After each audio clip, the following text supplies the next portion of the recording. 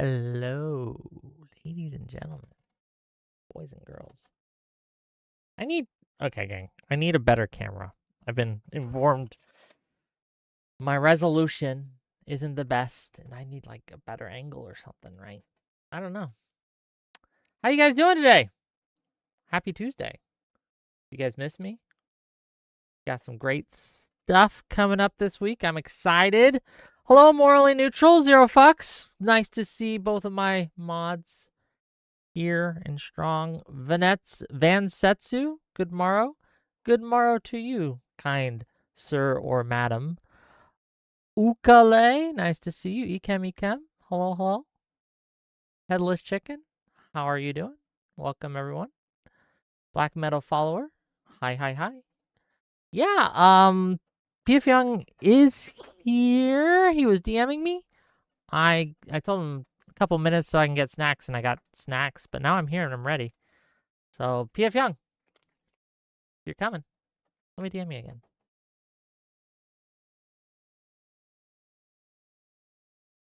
Give him a little message. But yeah, man. It should be a fun discussion. Hopefully enlightening. We'll see how it goes, right?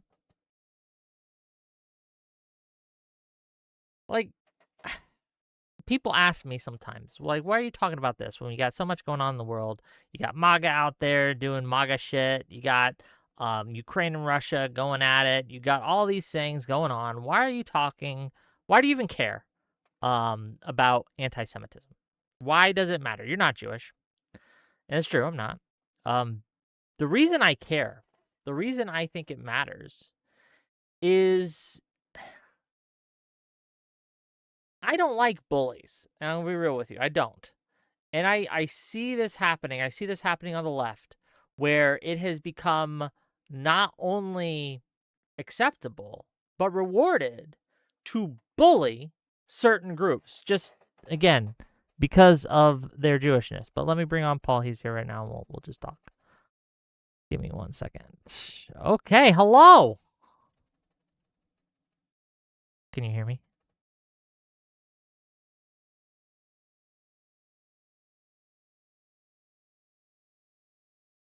Uh-oh.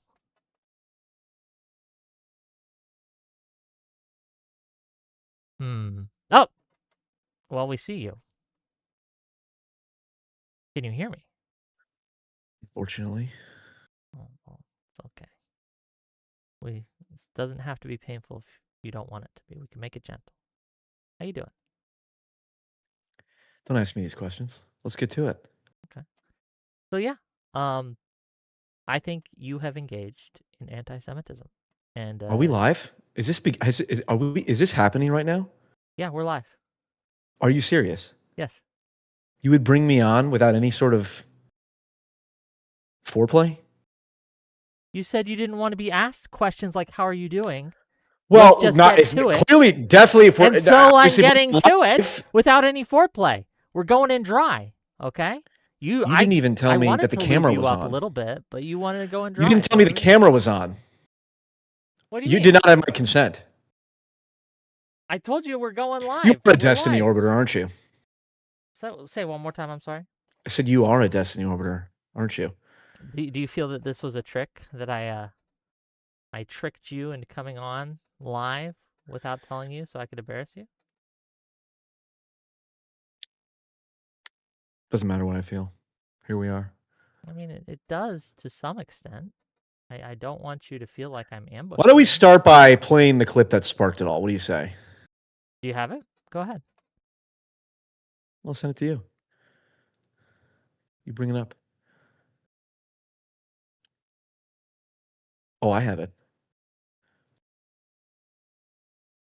Whenever you want, you can either stream it on your end or I can stream it on my end. Whatever you want to do. No. I'll send it to you. Okay.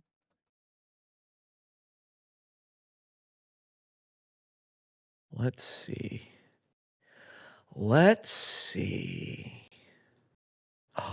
Ah, yes.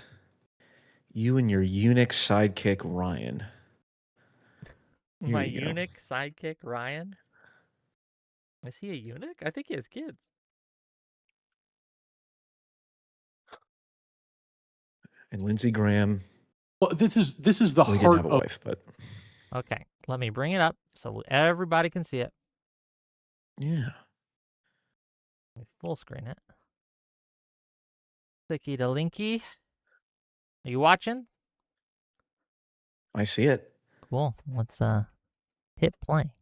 remember that conversation we had with PFJung a long time ago? No. I can't hear it. I know it happened, but I couldn't tell you what it was about. Oh, by the way, holy shit! Does that guy? I can't hear it, Whick. People with You can't hear it? I can't hear it. Share stream audio. Is that going to be better? Let's see. Back up just a minute. That would be good for us policy-wise. Yeah, okay. I don't know if you believe this. Do you believe that most voters have an ideological backbone of any kind? I think they should, but they no. I agree with you that they should. I don't think they do. Yeah. Well, this is the heart of. Right there. Remember that conversation we had with PFJung a long time ago? No, I know it happened, but I couldn't tell you what it was about. Oh, by the way, holy shit! Does that guy hate people with tiny hats? Whew, things have changed. Oh, he's an anti-Semite. Yep. Oh my God, He's Jesus! Oh, this can just an aside, and this could Yeah, maybe this is a huge tangent, but okay. Oh, he's an anti-Semite. Yes. You didn't say I was engaging in anti-Semitic behavior. You said I was an anti-Semite. So one, your cam is frozen. Is that on my end or your end? That's on your end. Okay. Way to derail me. Okay, I had to stop streaming so I can say it. Okay, so yes. Would you agree a thing is what it says? Called me an anti-Semite. Yes. People who engage You in anti-Semitism. slimeball, backstabbing coward. What do you mean backstabbing? I didn't say this in private DMs. We were great I said it in friends. public. We were great friends. And then you and your sidekick eunuch Ryan, who I eviscerated in a debate, who I embarrassed. And so he came out and tried to do an apology tour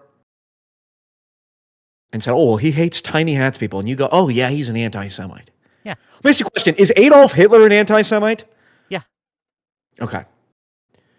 So you're using the same word to describe me and Adolf Hitler. I don't think you are, your anti-Semitism is as virulent, but that does not mean it does not exist.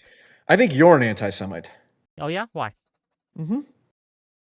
Because you knowingly throw a term like anti-Semitic around, knowing it reduces the utility of it. People stop taking it seriously, which allows real anti-Semites to flourish.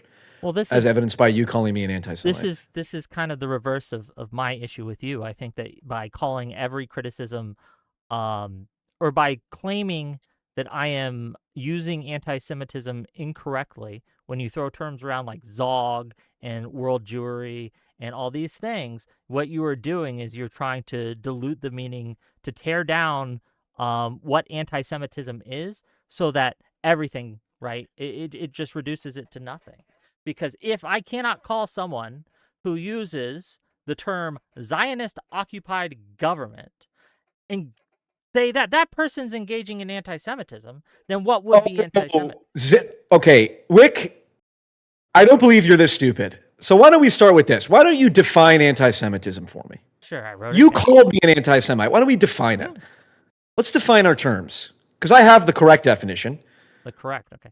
Let's hear what your nonsense definition is. Anti-Semitism is prejudice, hostility, discrimination, or conspiratorial thinking directed at Jews as Jews, including treating Jews as collectively responsible for the actions of other Jews or Israel, presuming divided or dual loyalty, or attributing to Jews hidden or disproportionate control over institutions or society. I guess this is... Are Jews disproportionately overrepresented in finance and media? Do you think that... Answer my question. Are they? To what Given extent? their population size, I don't which know. is what, I don't know. 5%? Okay, so you're not even informed enough to even begin having this debate. What do you mean? Proving my point that you don't even know what you're talking about when you throw a word like anti-Semite around. You come up with this Google definition of anti-Semitism that says, what was it? Claiming that Jews have disproportionate influence in control. Read that again. Disproportionate control over institutions disproportionate or society. Yes. Okay, do you know what the word disproportionate means? Yes. Okay, so if a outside to their population, yeah, actual yeah, yeah, effect. Mhm. right. So, for example, black people disproportionately commit murder given their population. Correct? No disputing that. We know that. Sure, but if you are going Right. around pointing this Black out, males. No. Hold on. Black males represent 6% of the population, commit about 48% of the murders. Right? No serious person disputes that. Is that race? Is that fact racist? not in and of itself, but as Of used course, as a part of a of course. larger argument, it becomes Sure. racist. Yes. But the fact itself is not racist. Yes. But part of your definition of anti-Semitism was claiming that Jews, claiming that making the claim that Jews have disproportionate influence is anti-Semitic. Control over So given that Jews are institutions what percent of the population? 1 to 2%? Yeah. And yet they occupy what, 10 to 15% or more positions of power in executive positions in Hollywood, finance. Is this anti-Semitic to point this out? It can be. Okay, but Yes. it's not necessarily. Yes, but this is the thing that you do, that Pisco does, that a lot of people do. They try to point to a tree, and they use that as a way to deflect from talking about the forest as a whole. A lot of these things that you say and do in isolation can be excused, right? They can be overlooked. They can be, there could be alternate explanations that would be reasonable. But when all of when you have so many of these individual tiles, it begins to paint a mosaic that is impossible to ignore. So again, if it was just one of the things that I have, then fair enough. But it is a consistent pattern of behavior that you have engaged in, which you recognize. You talk about mimetic warfare. No, I reject this channel, utterly. I reject right? this utterly. So what you're doing, Whick, is no, because I understand your point. You're saying, oh, well, in isolation, each of these individual pieces of evidence is not enough, but together we can paint a broader picture. Okay, what you're doing is called the Bear Stearns dog shit mortgage subprime bundling tactic, which is you put together a bunch of individual pieces, none of which are actually evidence, and then you say, well, I have enough of these pieces of non-evidence where together there must be a picture here. But you which is, of course, not true. true. Some of these things can be evidence. Like your give me one example. Racism, right? Give me one example of something I've said that is anti-Semitic.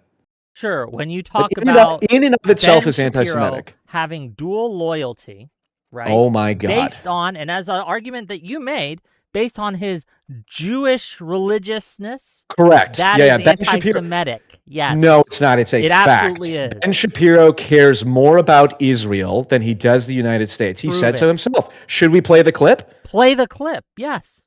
Wait, hold on. Do you know what clip I reference every time I bring this point up? Yes, the 2022 clip where he says, and I'm going to quote it here. Give me a second. Ahead. I have a lot of these. Hold on. If you know it off the top of your head, just go it, right? The single greatest guarantor of my loyalty to the United States is the existence of the state of Israel. Why because is that? Hold on, just real quick. Stop. Hold on. Again, why is that evidence of divided loyalty? The existence, I don't believe this is a serious question. Okay. You understand in what you just said? My loyalty to the country I am loyal to America. Contingent upon its support of a foreign country. Okay, it acts That's the definition of loyalty. It's not contingent on. You are making that contingency. You're smuggling that in. You're assuming that. But that is not the words he says. And in fact, in other quotations that we have, Ben Shapiro, he has absolutely said in 2019, for example, he says, my loyalty to America is to America. So part of what makes you anti-Semitic. Nick Fuentes says he's not anti-Semitic. Hold on. Part of what makes you anti-Semitic, Mr. Young, is the assumptions that you're baking in to his statements when we have contradictory statements. You are assuming that this statement means that if America stopped supporting Israel, he would stop supporting America, when that's not I think I think it's perfectly plausible given his statements and given his stance as an Orthodox religious Jew. What other statements does he have that you think support your case? He's an Orthodox religious Jew who believes that Israel has a sacred religious status, and he said so himself. The existence of the state of Israel is the single biggest guarantor of my loyalty to the country I live in.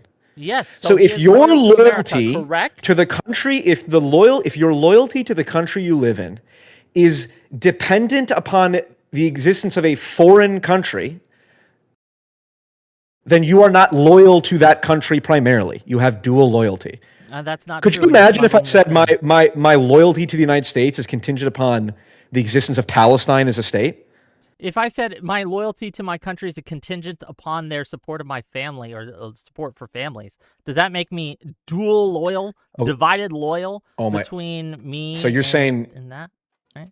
It doesn't. Right? Like, again, okay, hold on. we have Hold on. many statements. Hold on. You just said something you don't let incredibly me finish the anti-Semitic thought, that I hope man. you, because I want to protect you from being accused of anti-Semitism here, Wick. You just suggested that Ben Shapiro cares as much about Israel as he does his own family, which would not just be dual loyalty. It would put it higher than his loyalty to the United States. Clearly, he cares more about his family. That is, you compared his loyalty to Israel. No, I wasn't talking to about his him. family. I was making an analogy about me or someone else who said, Listen, if I'm they very said this, glad would this mean that they that are you are not spreading disloyal anti-Semitism to here. America? You don't even listen to the words I say. You've already assumed, like you did with Ben Shapiro. You've proven yourself utterly incompetent on this issue. Have I? I gave you have. again, a chance I'm asserting to that you showcase have. why you think Ben Shapiro has dual loyalty, which you was accused of, and part of your reasoning is pointing to his Jewishness, his religious Jewishness. Right? Is it possible that for is a Jewish person to have dual loyalty? Anti-Semitic trope. Is it possible for a Jewish person to care more about Israel than the United States? Sure. How is it? Okay, wait. So then how is it necessarily an anti-Semitic trope? Because just because something is possible does not mean that every religious Jew should be suspect of doing that. And that is what you're doing with Ben Shapiro. Oh, you're making the claim that every Jew, including the ones who are anti-Israel, has their loyalty suspect. That's what you're saying. Positively come out as anti-Israel. But if they don't, all right, hold on. Wait. I think that you do have an underlying prejudice. I need to take a deep breath here because that these people are again divided loyalty. Again, by pointing to Ben Shapiro, I think you give away the game. Hold on. I'd like to apologize, Wick. I'm tired. I didn't get much sleep last night, and I'm allowing you because I was looking at the Holocaust numbers again, so it kept me up at night. But I'm allowing myself to get upset with something that is not an issue. So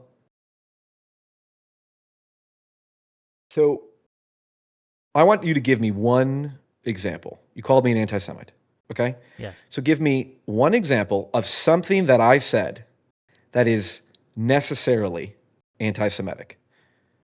When you say necessarily, what do you mean? Meaning, for example, I'll give you the true definition of anti-Semitism. Anti-Semitism is regarding Jewish people on the basis of their genetics to be a political enemy. Viewing people with Jewish genetics to be at odds to your own well-being or your own in-group. That's what anti-Semitism is. So because that's the definition. No.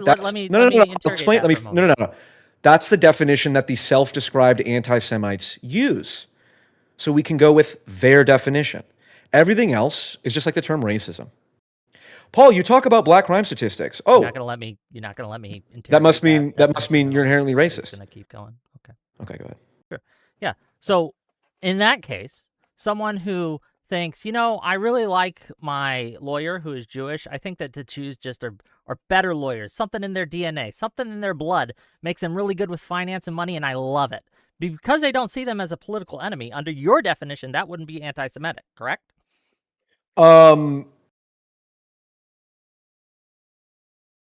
Compared to Adolf Hitler? No, not at all. Why are we comparing things to Adolf Hitler? Something does not have to be as bad as Adolf Hitler. Because that's what the self-described anti-Semites would describe it as. Okay, we're not just talking about people who self-describe as anti-Semites. Do you think that someone can be anti-Semitic and not think that they are anti-Semitic? Stupid people, perhaps, but not people who know what they're doing. Yes. Well, I disagree. Surely, of all the things that you would accuse me of, you believe I know what I'm doing, don't you, Wick? I don't know. I don't have to know. Oh, okay, but you know that I'm anti-Semitic. To be anti-Semitic, to claim you are and to show that you are engaging in behavior that is anti-Semitic, and that makes you anti-Semitic, because a thing is Okay, what I think it does. If you create a okay. machine, hold on, just let me get this out. If you create a machine that kills puppies to make paper clips, you have created the puppy killing paperclip machine, right? That's what it does. Not what you've claimed it to do. Like you could have made it to, oh, I just wanted it to make paper clips. I didn't think about the puppy killing part, right? You may not have intended it to happen like that, but you have created a machine that does that. You've created a puppy killing paperclip making machine. When you create a channel and you use rhetoric that leads to anti-Semitic outcomes, you have created a channel and engaged in rhetoric that is anti-Semitic. You are Okay, wait. an So your anti-Semitic. claim is that I have said things that have led to anti-Semitic Yes. outcomes? Give me an example. Sure, let's go through your comment section. Oh, my comment section. Hold on. You think when you create a community that You're right. this is something. No, you're right. This is fair. This is fair. Yeah. I You talk about this. personally, you talk about yes. mimetic warfare and how you're Right. the influencer's influencer. I am personally responsible for every comment Of course in my not. comment That's section. not my claim. But we can look at patterns of I'm behavior. claiming that. We I'm can claiming that. notice things. I'm claiming that. Well, that's a silly claim, and I reject your claim. Right? I reject. I'm not I reject fully your responsible rejection for of my every claim. fucking lunatic, right? But let's look at everyone is waking up about Jewish supremacy, right? Let me see if I clip these. Hold on. I probably did. Oh, I don't want to. Okay, I'll just read them out. I put them. How many comments are on that video? How many comments are on that video? I'll send it to your DMs, and then we'll. How many comments are on that video? Hold on, give me 1 second. It's gonna be a process.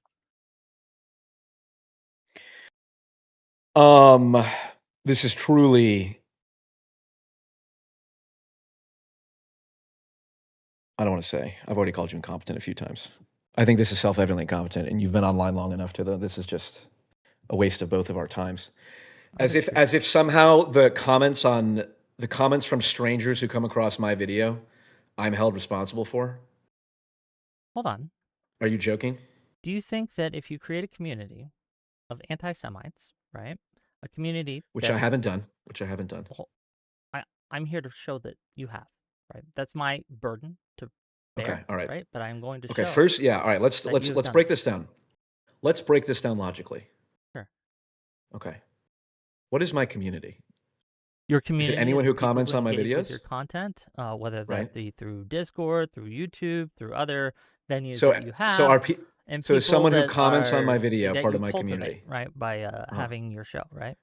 Interesting. So if your fans comment on my video Hold on. time, I'm not are they talking part of about my community? combative comments, right? I'm talking about comments that, like, if they were coming in to fight you, they would be not part of your community because they're coming in to fight you. They fundamentally disagree with you. If they are part of your community, they're there in an adversarial position. I have no problem with that, right? I see. If that was the issue, that would be fine, right? I have people who come in my comments to argue with me all the time. I see. So if are I they make part a of my video, community? Maybe, but in an adversarial context, which is different. So Context matters. if I make a video saying there's a lot of problems with Islam and Islam has a lot of anti-Semitic tendencies, and a bunch of people find it in the algorithm who've never seen my channel before and comment and say, yeah, fuck the Muslims, that's evidence that I'm Islamophobic? I think that not in and of itself, but if there is a pattern where if your content continuously brings comments like this, continuously, consistently, and regularly brings people like this, and you've described your community as the dissident, the dissident right forum or something like that. I think you've used those terms. This is how you describe your community. Is this a joke? Is this an attempt at rage baiting? Hold on, have you or have you not described your community? I've never once described myself as dissident right. Not Are you joking? Your community. I don't even use the words my community. All right. This is a waste of my time, Whick. Let's move on to an actual criticism here. These are actual criticisms. Okay. Again, I can't believe I'm being frustrated by this.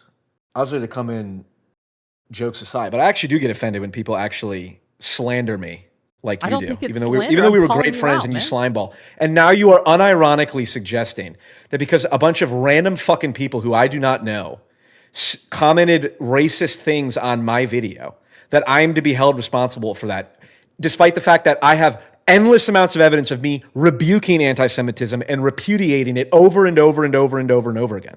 Did you spend time finding all the comments that appreciate what I'm doing, written by Jewish people, saying I think you're playing an important role because it's important that we separate Jewish identity from Israel?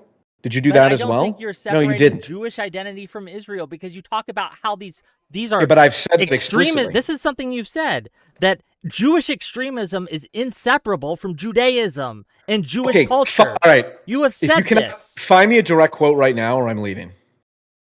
I'll do better. I'll find you a clip. Hold on. Give me 1 second. Yeah, I wish I had these more organized, but I wish you did too. fine. Before you savage a man's reputation. Savage your reputation. Okay. 1 second. Got sent a bunch.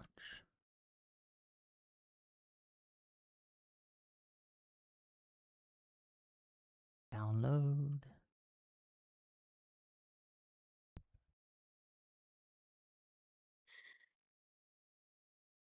Ultimate victim group. Nope. Real.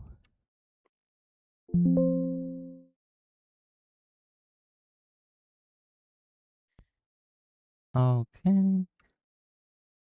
Inseparable.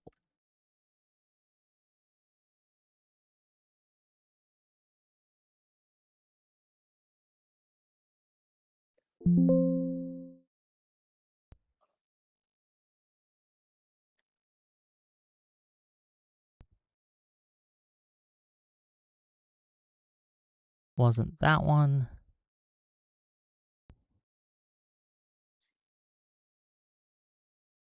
Where is your eunuch sidekick, Ryan? I don't know. You can talk Why to is he him not a here to separate defend day. himself? Sure.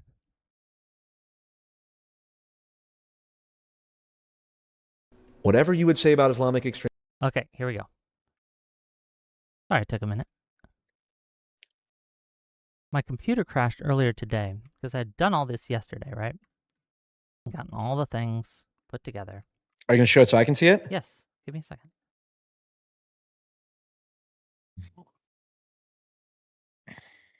You ready? Go ahead. Okay. Can you hear it? Extremism, you should be able to say about Judaism and Jewish culture, and the degree to which Judaism and Jewish ideology plays a role in this. You can't separate Islamism from Palestinian terrorism. You can't separate Judaism from Jewish extremism and Jewish supremacy.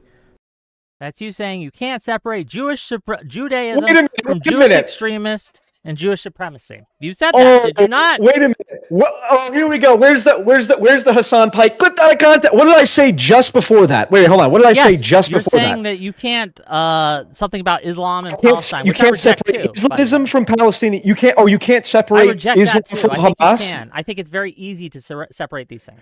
To separate Islam from Hamas. Yes. Okay. You're too stupid to insult. Too stupid to insult because you said that you think that Judaism is inseparable, cannot be separated from Jewish supremacy and Jewish extremism, right? That's your words, sir. I got you that clip. Wait, how can Jewish extremism be separated from Judaism? Hold on. How can Hamas be separated from Islamism? Are you fucking joking? You can look at the political nature of the conflict and say, hey, regardless of whether Islam exists, that these people would be engaging in these things because they feel oppressed for various other things. No one is saying that to be Islamic. No one is saying that to be Islamic is to necessarily be a Islamist, and no one is saying to be Jewish is necessarily makes you a Jewish extremist.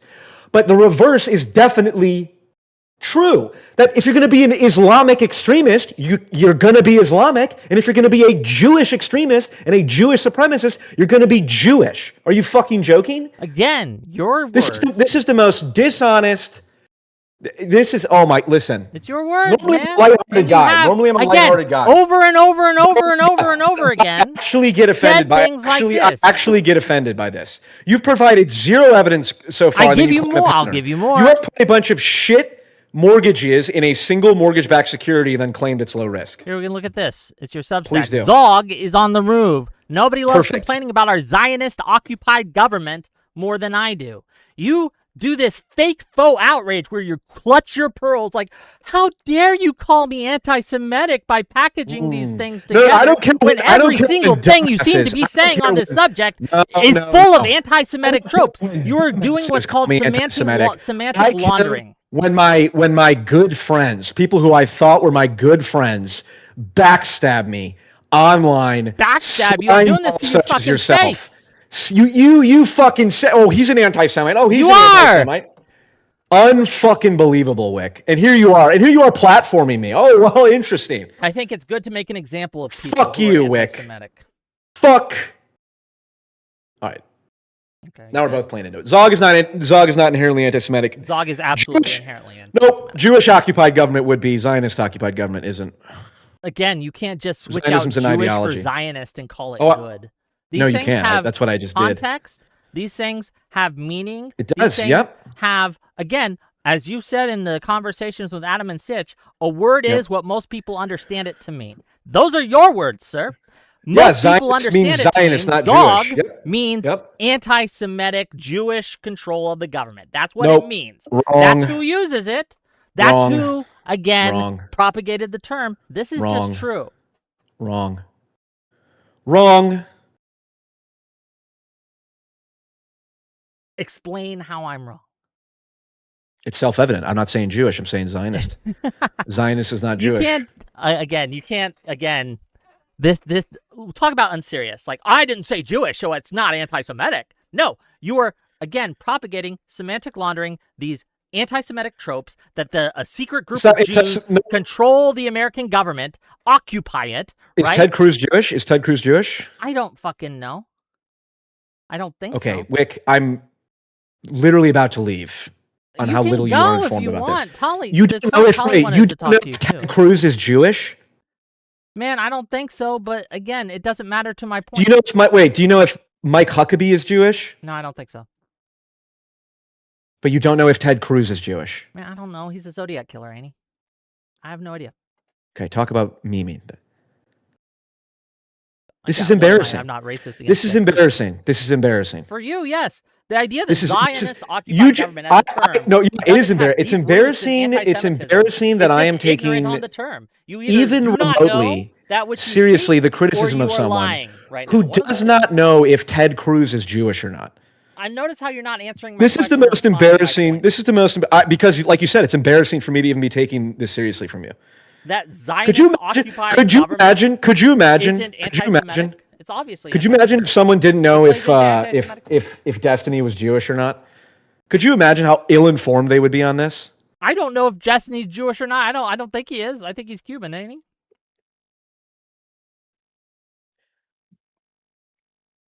You're right. This is embarrassing for me. I cannot believe I'm wasting my time here. Again, Zionist occupied government is Hilarious meme. absolutely Great meme. Great meme. anti-Semitic. Great meme. It's not anti-Semitic if it's not motivated by anti-Semitism, and it actually You don't disempowers have to be motivated by anti-Semitism. racial animus to be racist. You do not have to be motivated by anti-Semitic animus to be Wait, anti-Semitic. hold on. All right, wait. Let's test some This things. idea- So this idea is of, Dave like, you must is have Dave intent. Chappelle transphobic because he tells transphobic jokes? Say it one more time. Is Dave Chappelle transphobic because he tells jokes that could be construed as transphobic? Not necessarily. Okay, but there's a pattern. He's always talking about trans people. It's a pattern worth looking into, and if I knew about more Dave Chappelle, we could probably say whether he is. Okay, well, you don't transphobic, seem to know or at much least about with a high anything degree of related to this certainty. topic, given you don't know that for example, the American Holocaust Museum justifies and explains why Jews are disproportionately overrepresented in finance in Hollywood. It's because Jews were historically excluded from those professions. So that explains why they're disproportionately overrepresented in those professions. So your own definition that you cited would imply that the American Holocaust Museum is anti-Semitic because they're claiming that Jews are disproportionately represented in finance and media, which they are, and they provide an explanation for it. Notice Then how you you say you don't leave even know out- Ted Cruz is Jewish. This is a joke. Why are This you is a lying joke. about what I just said? We can go back to the clip. This is a joke. I said, again, the definition. Surely you have better evidence than this. Let's get Attributing to like you said. Jews, So hidden you have or all of these. You disproportionate, have this mosaic. not You've proven representation, everything so sir. far. Control. You said. Okay, when have I said the Jews control anything? I would What never do you say think that. A small Zionist group of people exert occupied control. government means? Okay, I'm sorry. Isn't Palestine, or excuse me, isn't Gaza occupied? Does Israel exert total control over Gaza? I think Hamas runs Gaza. What does that have to do with whether Zionist occupied government is anti-Semitic? Okay, are you acting now? Are you doing faux outrage? What is this? You just lied about my Zionist definition, occupied first of government. all. Okay, well, you've wasted my time by being so deeply uninformed on this issue and then trying to make a criticism. Why don't we move on to you? All right, so far you said you have an endless pattern here. You've multiple. So far you've proven absolutely nothing. That's not true. Let's go to the next one. Let's go to the next garbage subprime mortgage. PFJung, this is your account, is it not? It's got the blue check mark. Got your perfect. phone. It's over. The woke right, those who treat Jews as the ultimate victim and anti-Semitism as the greatest sin are in full retreat. Yeah. Their greatest warrior is outright refusing to engage with Nick Fuentes. Hopefully Coleman Hughes or someone with a backbone is still willing to challenge Fuentes directly.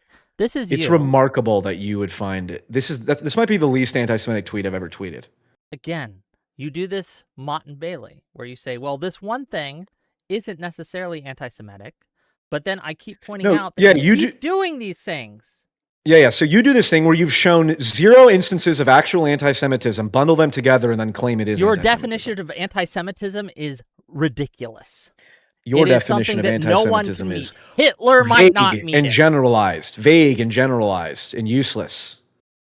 Anti-Semitism is someone I don't like and someone whose political views on Israel I disagree with.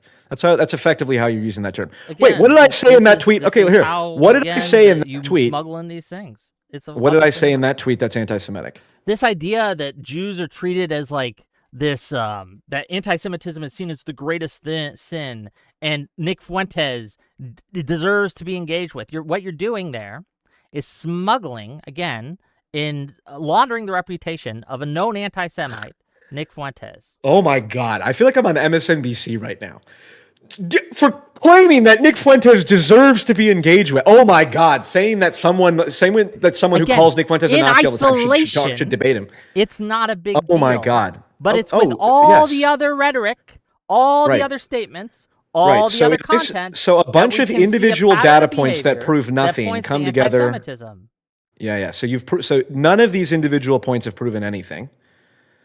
And then what was the previous thing that Jews are the ultimate victim in the woke rights I'd have to look at worldview? Hang it back up. Do you believe that like trans people are the ultimate victim in the woke left's worldview? Would you accept that? No, I don't think so. Okay, so you're not even. Can you steelman what I was saying in that tweet when I talk about the woke left and the woke right? Then bring it up, and I will. Okay, steelman what I'm saying. Okay, so this is when I say the woke right views Jews as the ultimate victim, just like the woke left views trans and black people as the ultimate victim. You gotta let me get something out. All right. Grimaldus tweets, Ben Shapiro tells Patrick Bet-David he refuses to debate Nick Fuentes. It would be like interviewing Nazi David Chappelle. I'm not interested in having someone who calls me a Jew for the shits and giggles of it. Right? You say, it's over. The woke right, those who treat Jews as the ultimate victim and the anti-Semitism as the greatest sin, are in full retreat. Their greatest warrior is outright refusing to engage with Nick Fuentes. Hopefully Coleman Hughes or someone with a backbone is still willing to challenge Fuentes directly. So the steelman of this argument is that you feel that Nick Fuentes deserves, or his ideas deserves to be engaged with, whether that be challenged or whether that be confronted or 100%. Talked about, and that the woke right, however you define that, right, which I'm not sure, I literally put it in parentheses right there. In like this idea of treating Jews as the ultimate victim because they think Jews are somehow above reproach, according to them. That's the steelman, right? So which part do you disagree with the fact that it would be good if Coleman Hughes or someone who is on the opposite side of Coleman Hughes challenges Nick Fuentes directly? I think it can be good. It can be bad. I don't think that in isolation, this tweet, again, would be fine. My contention here is that it's not in isolation. Yeah, and it my is said by contention, someone who equates Judaism with Jewish supremacy and says they cannot be disentangled, which no, I is said very easy Jewish to do. supremacy cannot be separated from Judaism, Yes, which it can't and be. it's very- Obviously, Christian nationalism can't be separated from Christianity. Of course it can. Okay, And now- it's now done this is- all the okay, time. right. Okay, so this is now a semantic bullshit argument. So what you're doing, you're pulling Semantic all these bullshit. I thought I isolated didn't have any instances, arguments first. which on their own are not anti-Semitic because they're obviously not, and then you're putting them together and saying, well, now they are anti-Semitic. So we have a bunch of subprime mortgages that are all extremely high risk, but suddenly when we put them together, they're now low risk. Interesting. Very good Bear Stearns debate tactic. Yes. When behavior is engaged in that forms Are you a Jewish? You'd be a pattern, great thinker. see the pattern of behavior, Oh. and we can call that out. When I know, Okay. when I have a friend, right, who every time well, let me ask you this here. Maybe this will be a better way. Maybe this might be productive. Suppose there's a content creator who talks about white supremacy all the time. Okay, fair enough. But over time, he starts stretching that category. He's not just talking about the KKK or actual white supremacists, but he starts talking about white culture, Christianity, white identity. And White how Protestantism. all those things are wrapped up in the same Yes. problem. And then you notice that whenever some No. company does something bad, he's very unusually interested in the fact that a white guy owns it or runs it, right? Or that on its ownership team or in its CEO board or whatever, they have a white guy there. And he's like, of course he does. And whenever the government does something that he hates, he starts talking about how, oh, look at that white politician once again, right? And again, and some white public figure has a strong attachment to another white majority country, suddenly he's asking whether that person is really loyal to America. If there's some huge event or conspiracy and he hasn't even looked into it much, he's still something like, I wouldn't put it past these people. Whenever anyone says, hey, man, this is starting to sound kind of anti-white, his answer is always, well, no, I don't hate white people. I'm just criticizing white supremacy. You can see a pattern of behavior that they're engaging in, and we can make conclusions and inferences based on that pattern of behavior. Even though in isolation, all these things, might actually be true. That white person did own that company, and that company did do something bad, right? The person does have an unusually strong attachment to this white majority country, and he happens to be white, right? These things, again, in isolation might be excusable, but when you package them all together, it comes off as like, man, there might be an underlying problem here. And I would say that that is what you're doing with Judaism. It's just not true. It's just obviously not true. You have no evidence of that. You just concocted this hypothetical that has no bearing on anything I've done. It's You're also almost why are you ignoring all of the times where I've explicitly condemned anti-Semitism, and not just in like a half-hearted way, but called it anti-Christian, degenerate, disgusting, treating Jews as if there's something wrong with them or they're inherently a bad thing, or believing believing that Jews necessarily are intertwined with Israel, even though there's tons and tons and tons of Jews who criticize Israel as much as I do. Why are you choosing to ignore that from your little hypothetical? Well, because the way you define anti-Semitism is a way that carves out exceptions for the type of anti-Semitism that I believe you engage in, right? And you can say, well, no, I don't hate the Jews specifically because I'm not against them genetically, right? Like, I don't think that their genetics are bad.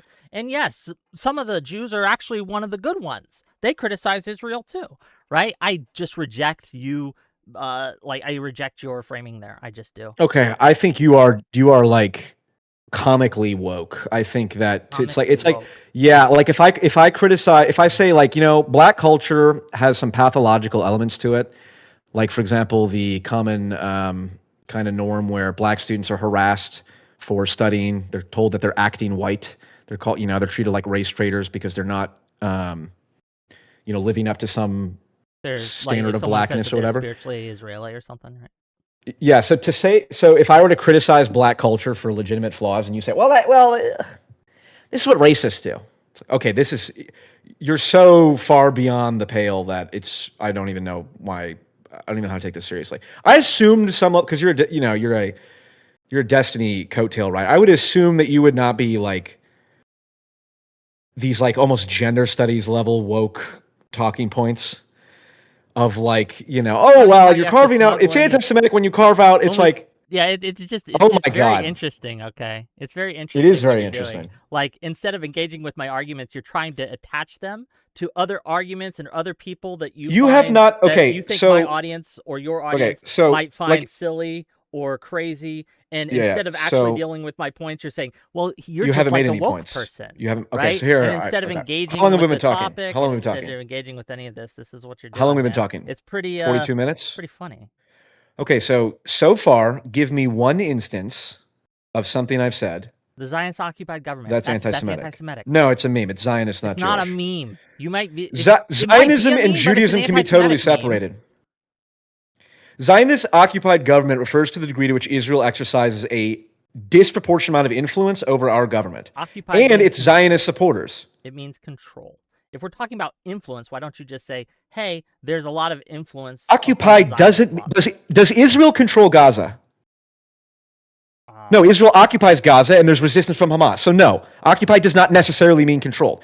Occupied means there's a ton of people who have a weird, creepy attachment to Israel and who claim that First of all, you think- Ted Cruz says he supports Israel because the Bible told him so. Elise Stefanik says, I believe Israel has a biblical right to the land. That's evidence that he's being controlled by the Zionists? Mike Huckabee, the voice of the White House, the ambassador of the U.S., says it would be fine if Israel wanted all the land from the Euphrates to the Nile. That's way worse than saying Zionist-occupied government, because Zionist-occupied government calls attention to, in a very mimetically sophisticated fashion, because it sounds like Evil Emperor Zerg, and it doesn't say Jewish, it said Zionist. Doesn't say It draws Jewish, attention so to it those says things. Zionist. So I just don't care if this is anti-Semitic. Then anti-Semitism is totally meaningless because there's actually way worse forms of anti-Semitism. So why would you use the same word to describe a particular meme? Can I engage with as something like someone? No. Answer this question. The best example so far is that I use a meme term, and I don't mean that like as in it's like a pointless. I mean, it's mimetically fit. It's a good meme. It's strong. Yes, to launder anti-Semitism and anti-Semitic tropes. Yes. Yeah. I agree. It's a mimetic warfare. It's. If it was anti-Semitism, it'd be Jewish-occupied government. But Zionism is an ideology again. and can be separated from Judaism, and it is because there are Christian Zionists like Ted Cruz, which you didn't even know was Jewish. So is Ted Cruz Jewish? So Ted Cruz is Jewish. Yeah, you didn't know that? Oh. I don't check how many people are Jews. You don't. Oh my God. Do you? Do you go around like, I'm going to go through the government and find out which ones are Jewish? He's my senator, so it was important for me to know that he was Jewish. Which why is it important? I'm glad that he's Jewish. I'm glad for the first time you're finding out that Ted Cruz is Jewish. Hold on, why was it important for you to know that Ted Cruz was Jewish? Because I didn't believe it at first. Why didn't you believe it? I thought there's no way this could be true. It doesn't. I don't know. I think. I thought. Wait a minute. I'm 29. I've been talking about politics for years, and I'm not even aware never heard he's Jewish. that one of the most. No one's ever told me he's Jewish. You're the only one who told me he's Jewish. Well, you should believe me. Why?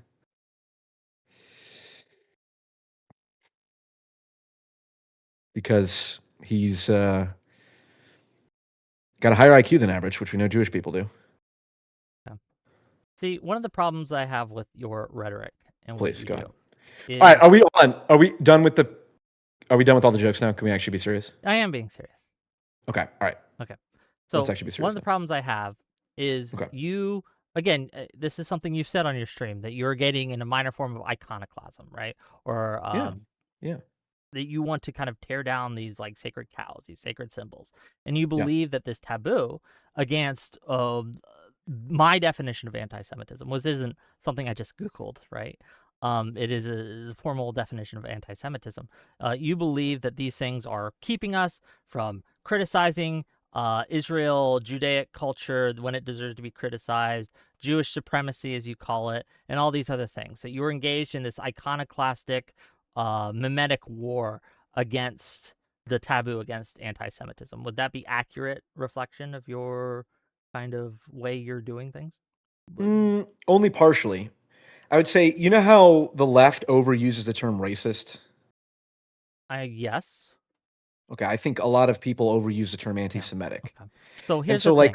I agree. Okay. So here's the thing you're doing, right? Yeah. You're looking around and you see a fence. and you've misidentified what the reason that fence exists. No, I've And you're correctly like, identified. we're why the going to fence tear exists. down this fence. You see Nope. a house I know exactly why the that fence is exists. fireproofed, and you're like, well, there's no fire. No. So we can get rid of some of these. We can get rid of some of this fireproofing. No, Wait. I know exactly why the. Hold on, I know I exactly why the guess fence is there. You're not going to listen. You're just going to talk. You got to let Well, me get you said the opposite of what is true. No, You said I misidentified why the fence. I know why the fence is there. I know why people overuse the term anti-Semitic the same way the left overuse the term racist. No, I think that you've misidentified. No, I've correctly identified. Well, and the reason is because, and everyone knows this, anti-Semitism is used as a shield to chill criticism of Israel. In the same way that racism is a shield to criticize, for example, pathological aspects of black culture, or to point out that, hey, one of the reasons that black people are not doing as well statistically are not actually because of racism. It's because of other factors.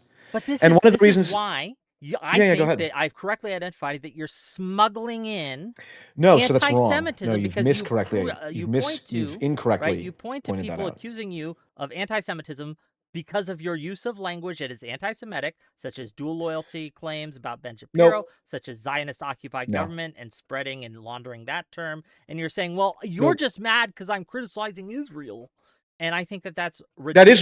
That is why. And that is actually true. That's the real motivation. It's a way to defang actual accusations of actual anti-Semitism and turn it into a meme where someone can just replace the word Jew with Zionist and be what you're doing is so even though that laughably leads grasping to at straws, being run off the internet, attempting to claim you're putting together a bunch of these data points, none of which have any merit whatsoever, and we've proven that, we've demonstrated that, and then trying to paint a broader picture here. I'm correctly identifying what you're doing. You're incorrectly identifying with what examples, I'm doing. No, timestamped on video that we read together. And none of them have proven anything. I read anything. tweets that you sent. We read a Substack that you wrote. These are your words. And none of them have been anti-Semitic. And so far, you've proven nothing. You can't just say, "Well, they're not anti-Semitic, so I win." I don't just say that. I say that because that's reflective That's literally of reality. your argument. That's the extent of what you've been saying. Well, I didn't say Jew. I said Zionist. That's just the argument you made. It's just that I didn't say Jew. I said Zionist. So it's okay. No, none of the content that I said is anti-Semitic. Again, you keep claiming this, but I keep trying to explain how these are deeply anti-Semitic tropes. Where you keep claiming it and then trying to rationalize it to fit into your made-up hypothetical. That the Jews control our government.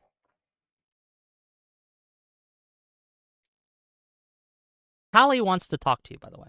Can we bring her in? She asked to talk to you. That's why. Who is this Tali? I don't know anything about that. She's my emotional support Jew. Your sidekick? Yes. Your eunuch sidekick? What happened to Ryan? Emotional support Jew. What happened to Ryan? Why is Ryan out here? Ryan accused me of anti-Semitism. I don't know. Ryan doesn't like. Can I tell? Hold on. Before you bring on Tali, I want to get your opinion on something. Go ahead. I asked Ryan if it's a violation of natural law to kick people off of their land because they claim that a particular group of people were entitled to a particular plot of land in the Middle East. He said he wasn't sure. He said he wasn't sure if the Ben Gvir and Jewish Power Party and Jewish settler movement are a real problem. Fuck them, right? Do you believe that they're in violation of natural law? Sure. As I understand, Ryan refused to say that. He said, "I don't know. I'd have to look into it more." I disagree with a lot of things Ryan says. Okay, if you want to yell at Ryan, you can yell at Ryan.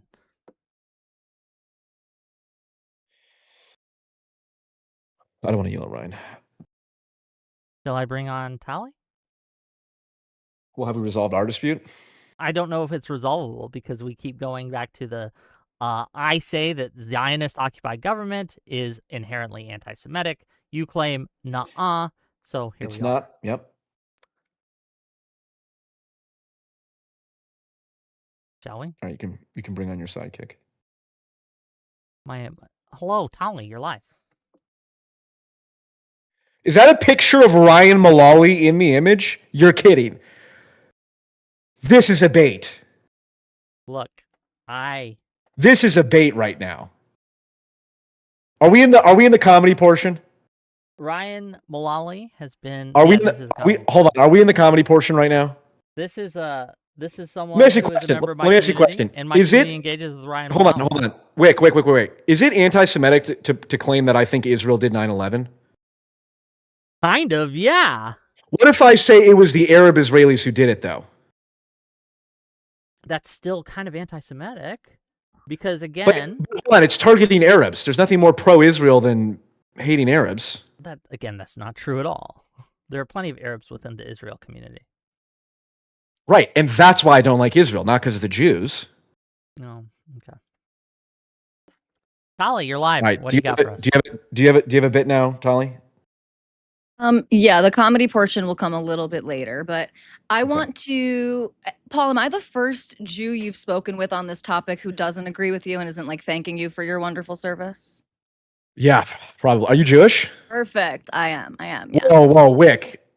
I DM'd you ahead of Oh, time. you You're supposed to give me advance No, Paul, notice. you knew this. Well, You hold knew on. this one already. In our DMs, you Actually. said you didn't want a lawyer on once I told you she was She's Jewish. Jewish. Oh my No, No, God. she's not. That's No, why. don't That's the funny worry. part. Don't worry. Okay. All right. That's fine. Okay. All right. Go Okay, ahead, so go ahead. I am kind of interested, Paul, like Yeah. hopefully you and I can have a little discussion here. I would like you to use like some of the arguments that you've had with non-Jews on this topic where you like to catch them. Give me a second, Paul, where you like to catch them. I'd like to have this conversation with you directly as a Jew who disagrees with you here. And I'm going to do this. You can believe me or not. I am a former Paul fan. A big fan. Me, Paul, fan. You Paul fan. Yes. Mm. I think you and I am not, if you want to check into the comments, Wick's community, not a big fan of mine. I am much closer to your politics than to Wick. I think you and I are both people who are sort of dispositionally liberal. You know, we're open and good with the gays and the blacks and the Hispanics. Whoa. Not the Hispanics. You are, Paul. I've seen you. I've watched too much of your content. That's why I'm excited to have this conversation. I've seen a lot of your stuff. Why did we waste time talking to Wick? We should have started with Tali. I asked you initially. I told you it would be a better conversation, but here you are. You were like, well, you've proven yourself so unreliable. All right, go ahead, Tali. Please continue. I like what you have to say so far. Okay, amazing, perfect. There's a few things here. I think the largest issue, I don't really care if we can come here today and prove that you are anti-Semitic. In fact, I think there are plenty of concessions that I would like to make in the early portion of this conversation here, because I think the word anti-Semitism, you could argue that people try to stretch the definition too wide, but also like, fine, there sort of is an understood context to that word and where it comes from it very well may be that you do not meet that definition. However, hostility and discrimination against Jews has taken different forms over time. So I think it's much more accurate to call you anti-Zionist and anti-Judaic. You seem to have significant issues with the culture of Judaism. You seem to believe that the idea of chosenness leads oftentimes to Jewish supremacy of some sort. And so I think it's better to classify you as sort of anti-Judaic and anti-Zionist. I believe you when you say that you don't hate Jews on the basis of their race or ethnicity. Okay, hold on. So the point about, say that part about Judaism leading to Jewish supremacy? Repeat that. A core tenet of your belief seems to be that this concept of chosenness in Judaism leads oftentimes, has a strong connection, is upstream to the type of Jewish supremacism as you would classify it as. And I think that you paint too broad a brush with that, but is that an accurate representation of your beliefs? Hold on. Do you think that's not true? I don't see how anyone could deny that, given, for example, Ben-Gvir and the Jewish Power Party. So I agree if you mean to the extent sort of what you and Wick were talking about, that like Jewish supremacism is obviously connected to Judaism in the same way that Islamism is obviously connected to Islam. If that's your point, then yes, of course. Okay, I think my point. Argument, then great, then we agree. My argument is that you are... You hear that, Wick? You fucking moron. You are wrong, but fair. My argument is that you are painting with way too broad a brush. So I think you fundamentally misunderstand. I think you fundamentally misunderstand the concept of chosenness. And you're not alone in that, by the way. It's a very common sort of non-Jewish thing. And a lot of Jews feel alienated by this because they're thinking, especially in America, where you have largely secular Jews who maybe went to Hebrew school or went to temple, you know, on the high holy days. And they're thinking, sincerely, I've never been taught that I was better than anybody else. So I think that you have a misunderstanding of what chosenness entails, what it is supposed to mean, how the overwhelming majority of Jews interpret that. And I think you even paint too big of a brush of how big of an issue Jewish supremacy is in Israel, because Israel actually had a Jewish supremacist party, a Kahanist party, and they were kicked out of the Knesset. It was made illegal, this is the same law that prevented like Arab terrorist sympathizers from running Yeah. for the Knesset. So I think that you are over-indexing for this Jewish supremacy, and I think you're seeing it where it does not exist, even though Okay. it does exist. I accept. Those are absolutely perfectly plausible. I accept that I'm a totally. genius. It's because I'm Jewish. Well, it's okay. See, Whick, can you leave? I'll just talk to Tally. This is I don't like you staring at me down there. This is Well, here's the it's thing. distracting me from a very productive conversation. So hold on both of those claims. What was the first one? I misunderstand the concept of chosenness. I certainly do not have the theological or even Wait, cultural let's pause. understanding that I Can could. you wait? You talk about it a lot though, so it might be prudent for you to understand it, especially because you've made like several videos about like we need to talk about Jewish supremacy, right? This has been a highlight of yours in individual videos that you put out on your live streams and on your Substack. So why don't you just give a very brief? It doesn't need to be perfect. I'm not a Torah scholar, so that's not what I'm going to hold you to. What is your general layman's understanding of chosenness in Judaism? Yeah. A true Torah scholar would argue about the definition of chosenness with another Torah scholar. The belief that Jews, by virtue of their descendancy, or what would it be, ancestry to Abraham, are entitled to a particular. Well, you're talking about the chosenness that I'm concerned about, the chosenness that I talk about. I want to know what you believe it to mean. mean, what you think it actually means, and I want you to be. I recognize that chosenness means many things, and I've said very specifically that moderate interpretations. Well, then I want you to explain what you think it means. You can conclude with what you think the issues are, where your concerns are. But I want to hear what your understanding of chosenness is. Okay, perfect.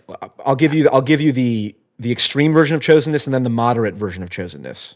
Is that fair? That covers the gamut. That's beautiful. Yeah. The moderate version of chosenness is the belief that Jews are to be a light unto the world and to bring essentially the kingdom of God down to earth. And that being chosen doesn't make anyone better than anyone. It just means they have a responsibility spiritually that is different from a non-Jew. That's in the simplest sense what chosenness means. And I do believe that is the interpretation of chosenness that the overwhelming of certainly American Jews have. Israel, I don't know there's no way to assess. No, of course there's a way to assess, right? We can assess the levels of religiosity. We can literally like go in and see what they're learning in their schools, what they're teaching in their synagogues. This is absolutely possible to assess, and that is it. Almost okay. Well, fine, fair enough. But hold on. But fair enough. But let me just to round out my point. Yes, 100%. Do you is that moderate version the layman? I mean, I don't view anything wrong with that. I suppose I view it like theologically false the same way I view other religious beliefs that I'm not a religion of as theologically false, but I don't think those are bad or inherent or like somehow fundamentally wrong. I do regard the extreme version of chosenness. I'm going to respond to you then. Okay.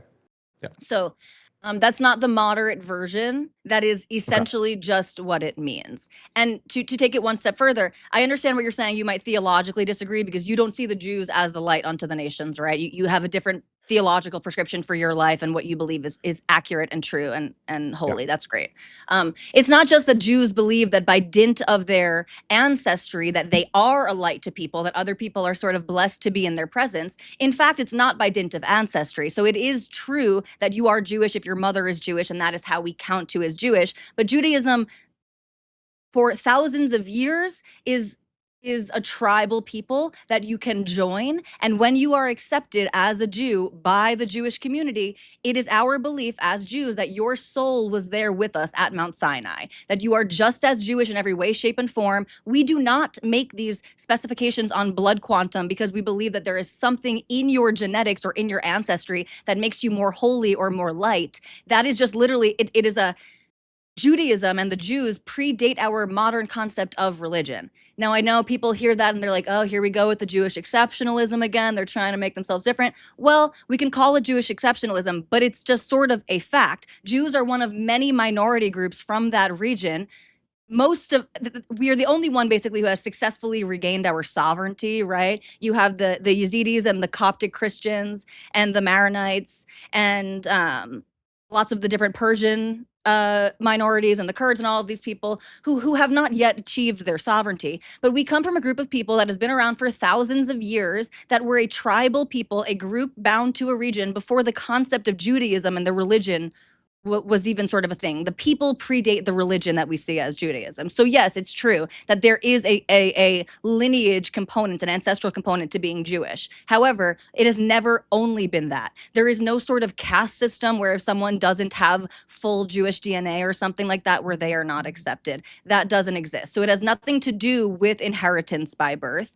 And it's not that you have some God imbued you with some light. You were chosen for the responsibilities. You were chosen to keep the covenant with God, to uphold the 613 commandments. So again, if anything, now many, especially religious Jews, will tell you that, well, this burden to uphold the commandments, it's a privilege really, right? Because they enjoy, being Jewish is very important to them. They see it as a privilege to be able to engage in their faith in this way. But you are a light unto the nations when you do these 613 rules. It is not believed that by dint of birth, by dint of bloodline, by dint of ancestry, that you are somehow above other people. And again, you are not alone in this misunderstanding. This misunderstanding does not prove malice as far as I'm concerned. But I am eager to see what you will do with this more nuanced understanding that is the overwhelming predominant understanding by Jews. Are you reading off? Hold on. Are you reading off a script right now? I'm not reading anything, no. Okay, all right. That's very elegant. Here's Jewish, I and you're not having these conversations with Jewish people who are actually meaningfully Jewish. I think that here's one of the problems. Hold on. Oh, excuse me, Whick. You brought on your superior. I would like to talk to you now, or I'd like to talk to the person who is clearly more informed on these issues than you. I think there's important context that needs to be added. Ty, you want to go to my stream? I'll start a new stream, and you and I can talk. No, let Whick speak. He's my buddy. Okay, this is I get where Tali's coming at here, right? I understand the kind of tactic that she's taken, but I don't think that this is going to meaningfully change how PFJung engages with his audience or with the subject. I agree. I agree, but I think what it's going to do is he's going to allow himself to think, well, she wasn't as mean to me as Whick, so she doesn't think I'm as anti-Semitic as Whick does. And while you think you would classify that's true, I do believe that. Zionist or it did just start. To be clear, I do believe that. I do, but Whick is clearly uninformed and hasn't proven anything. You are clearly informed, so I take your criticism more seriously. What did I say that was wrong? You didn't know if Whick was Jewish or not. That removes you from knowing whether a Paul, politician is Jewish or not. Does not but this is, quantify whether I know about anti-Semitism or not. Whick, Why would it? It's just one instance in a broader mosaic. Paul is just too influenced by his hero Tucker Carlson, who believes that the way to win these types of arguments is to get into pedantic gotcha conversations about size of population or the particular religiosity of a certain. First off, and by the way, I'm getting real sick of Tucker Carlson as of late. I'll tell you that. Okay, he's a little too propagandistic even for me at this point. Okay. Interesting. Anyway, hold on. Let's address some of what you said there. It was a lot. So, and it was a while ago now, and we had to deal with Whick's whole side tangent. So the point about being Jewish has nothing to do with bloodline, right? Is that more? I believe you said nothing to do with. It is that chosenness has nothing to do with bloodline. Fine. Correct. Okay. My understanding is that the right of return or right to return, I think it's a right of return law in Israel, is based on the Nuremberg laws, right? Which was yes, but why? We all know we all know, correct. But so yeah, because the Nazis we needed a way to classify who was Jewish and who was not. And so they did these blood charts that said if you got, I don't know exactly what it was, but if it was like one grandma and one grandparent.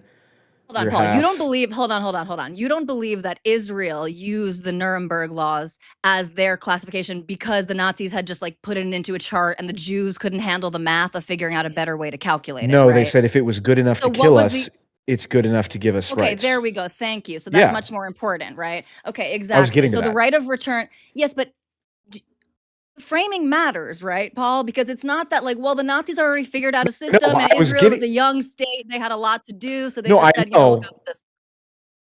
I was getting to that. I wasn't saying that that Israel are Nazis because they use the same thing as the Nazis or something I didn't accuse you of that. I didn't accuse you of that. Okay. That wasn't even my point.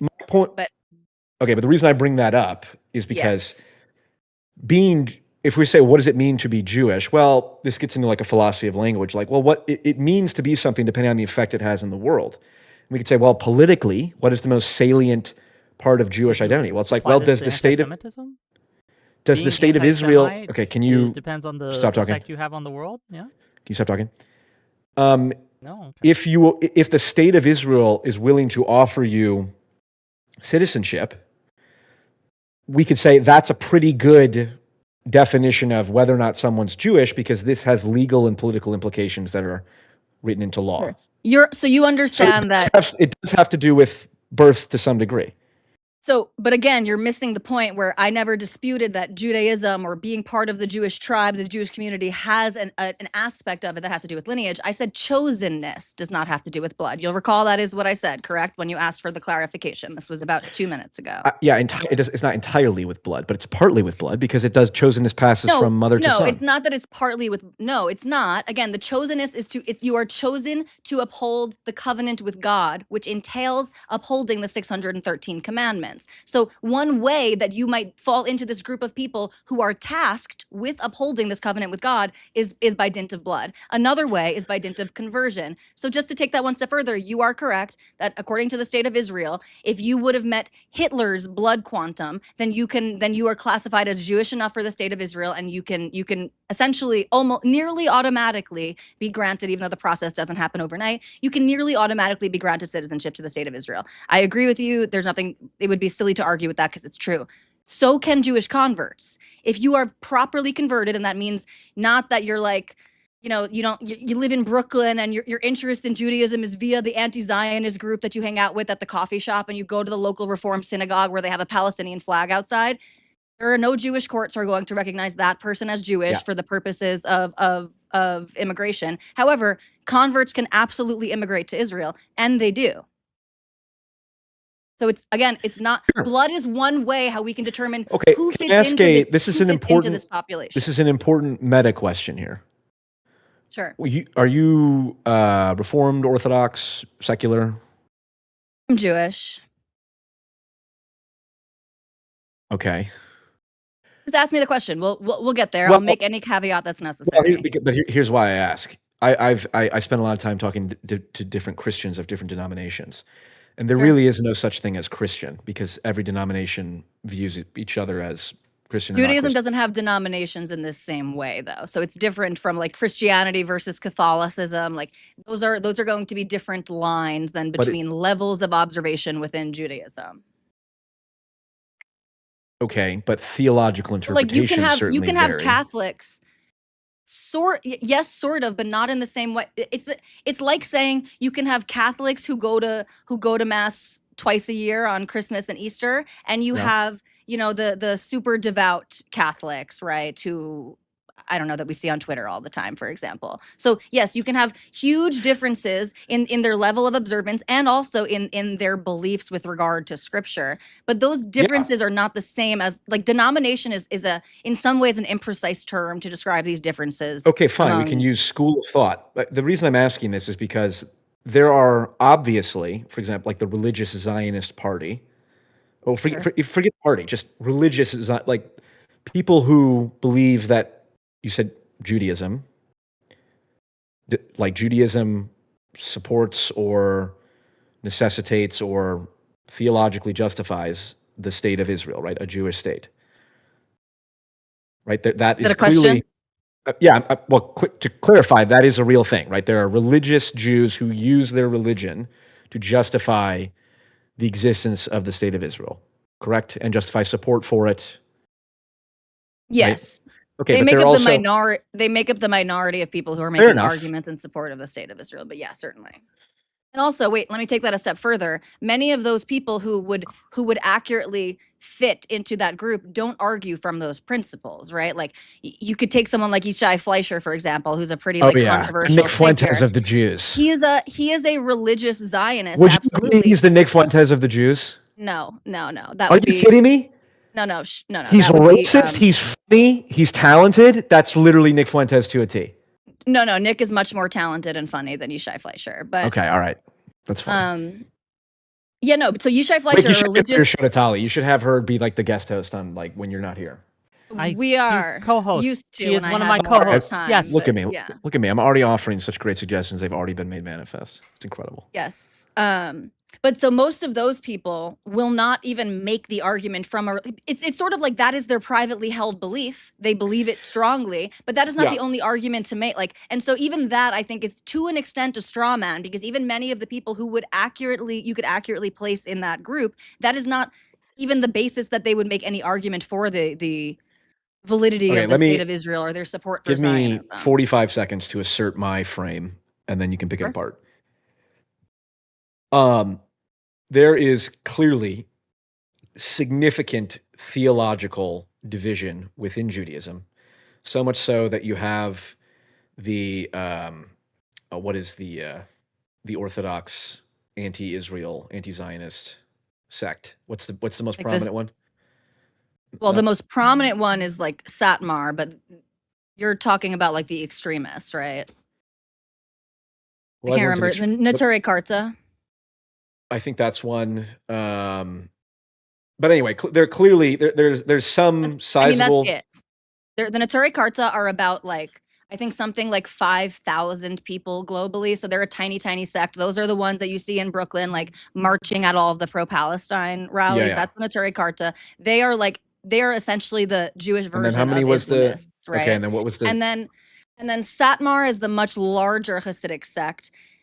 Even within Satmar Jews, there's some differentiation. Some would be sort of more non-Zionist, as in like that's not an emphasis for them. But Sure. where you're going to see the most anti-Zionist Jews who are like actually considered Jewish by the global Jewish community is going to be in Satmar Jews.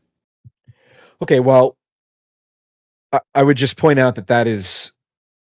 Those are also, by the way, the Jews who their like leading scholar and rabbi abandoned the Jews during the Holocaust, and then went on to say that it was because the Jews who died in the Holocaust, that it was the Jews who were not upholding the 613 commandments and not obeying God's law, that God punished the Jews with the Holocaust. So this is a controversial group within Jews. This is not a mainstream sect for your Netanyahu purposes. said Al-Haj Husseini, what was his name, gave Hitler the idea to burn the Jews, and the Holocaust was actually a Muslim's idea.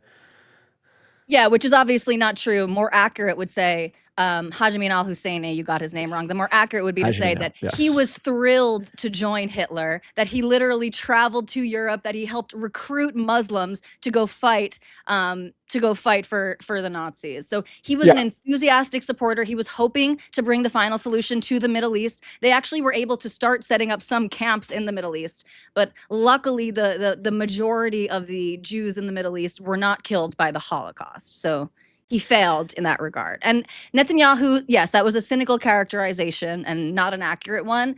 But the connect of Hajj al-Husseini and the Palestinian movement of the time to Hitler and the Nazis is just a clear-cut historical fact. Yeah, Do you dispute that? No, of course not. Of course not. He met with Hitler. There's pictures of him meeting with Hitler. He didn't just meet with Hitler, right? He was recruiting Muslims. Yes, but the fact that he met with Hitler is clearly reason to believe that everything you said is true. Sure. So hold on. I guess we've got kind of lost on this. I don't think that if someone is Jewish and they believe in what I believe is a moderate pro-social interpretation of chosenness, I don't think that's in any way a problem. And I actually think people who regard Jewish people who think that as a problem as anti-Semitic, actually, unlike the way Whick uses the term. And my how would that be? enemy, Wait. That doesn't actually even fit your definition, because your definition is based on the person's ethnicity as a Jew. So that wouldn't. That would be anti-Judaic, which again is my point. Like, fine, and I'm also okay. Political I'm enemy. okay with making those. And I'm okay with making the definition, those distinctions. Now you're merging because stretching. Well, all definitions are going to be imperfect, and the fact that there are some non-ethnic. Okay. Keep going. This is going great for you. Can you mute yourself? Can you mute yourself? The fact that there are non-ethnic converts to Judaism is, of course, a reality. There's no definition of outside of Platonic forums. There's no definition of anything that will be true in all circumstances. Definitions are always fuzzy around the edges, and there are Jewish converts whose chosenness was not inherited by blood. The vast majority of like in the way that you're drawing a distinction between most Jews and the small number of extremists who criticize Israel, there's also the majority of Jews who are overwhelming majority of Jews are not converts, and the overwhelming majority of people who are considered Jewish are done so via blood, not conversion. Yes, correct. Okay, It's, so I'm it's speaking. not done so by a blood, right? But yes, that is how they are Right, so I'm counted. That is speaking. where Yeah, that so inheritance comes from. right. So my definition of having people's viewing people of Jewish blood as the political enemy and focusing on the immutable characteristic of that is a pretty good definition. It's not perfect because you pointed out there's converts, but that doesn't blow up the whole definition. Sort of like definition of male and female. Like there's no, but it hermaphrodite. sort Like of it's does, true. right? Because in that instance, the issue that you're saying those people are taking issue with some type of religious doctrine or religious belief. So arguably, it has nothing to do. Arguably, in fact, those people would make grand exclusions for Jews who don't identify with Judaism, who would reject chosenness and reject their covenant with God. This is again like there are actually meaningful. Someone who you just classified it as anti-Semitic because, okay, yeah, there are converts, but really most of them aren't converts. So for the sake of this, we can say that they're talking mostly about people who inherited this by blood.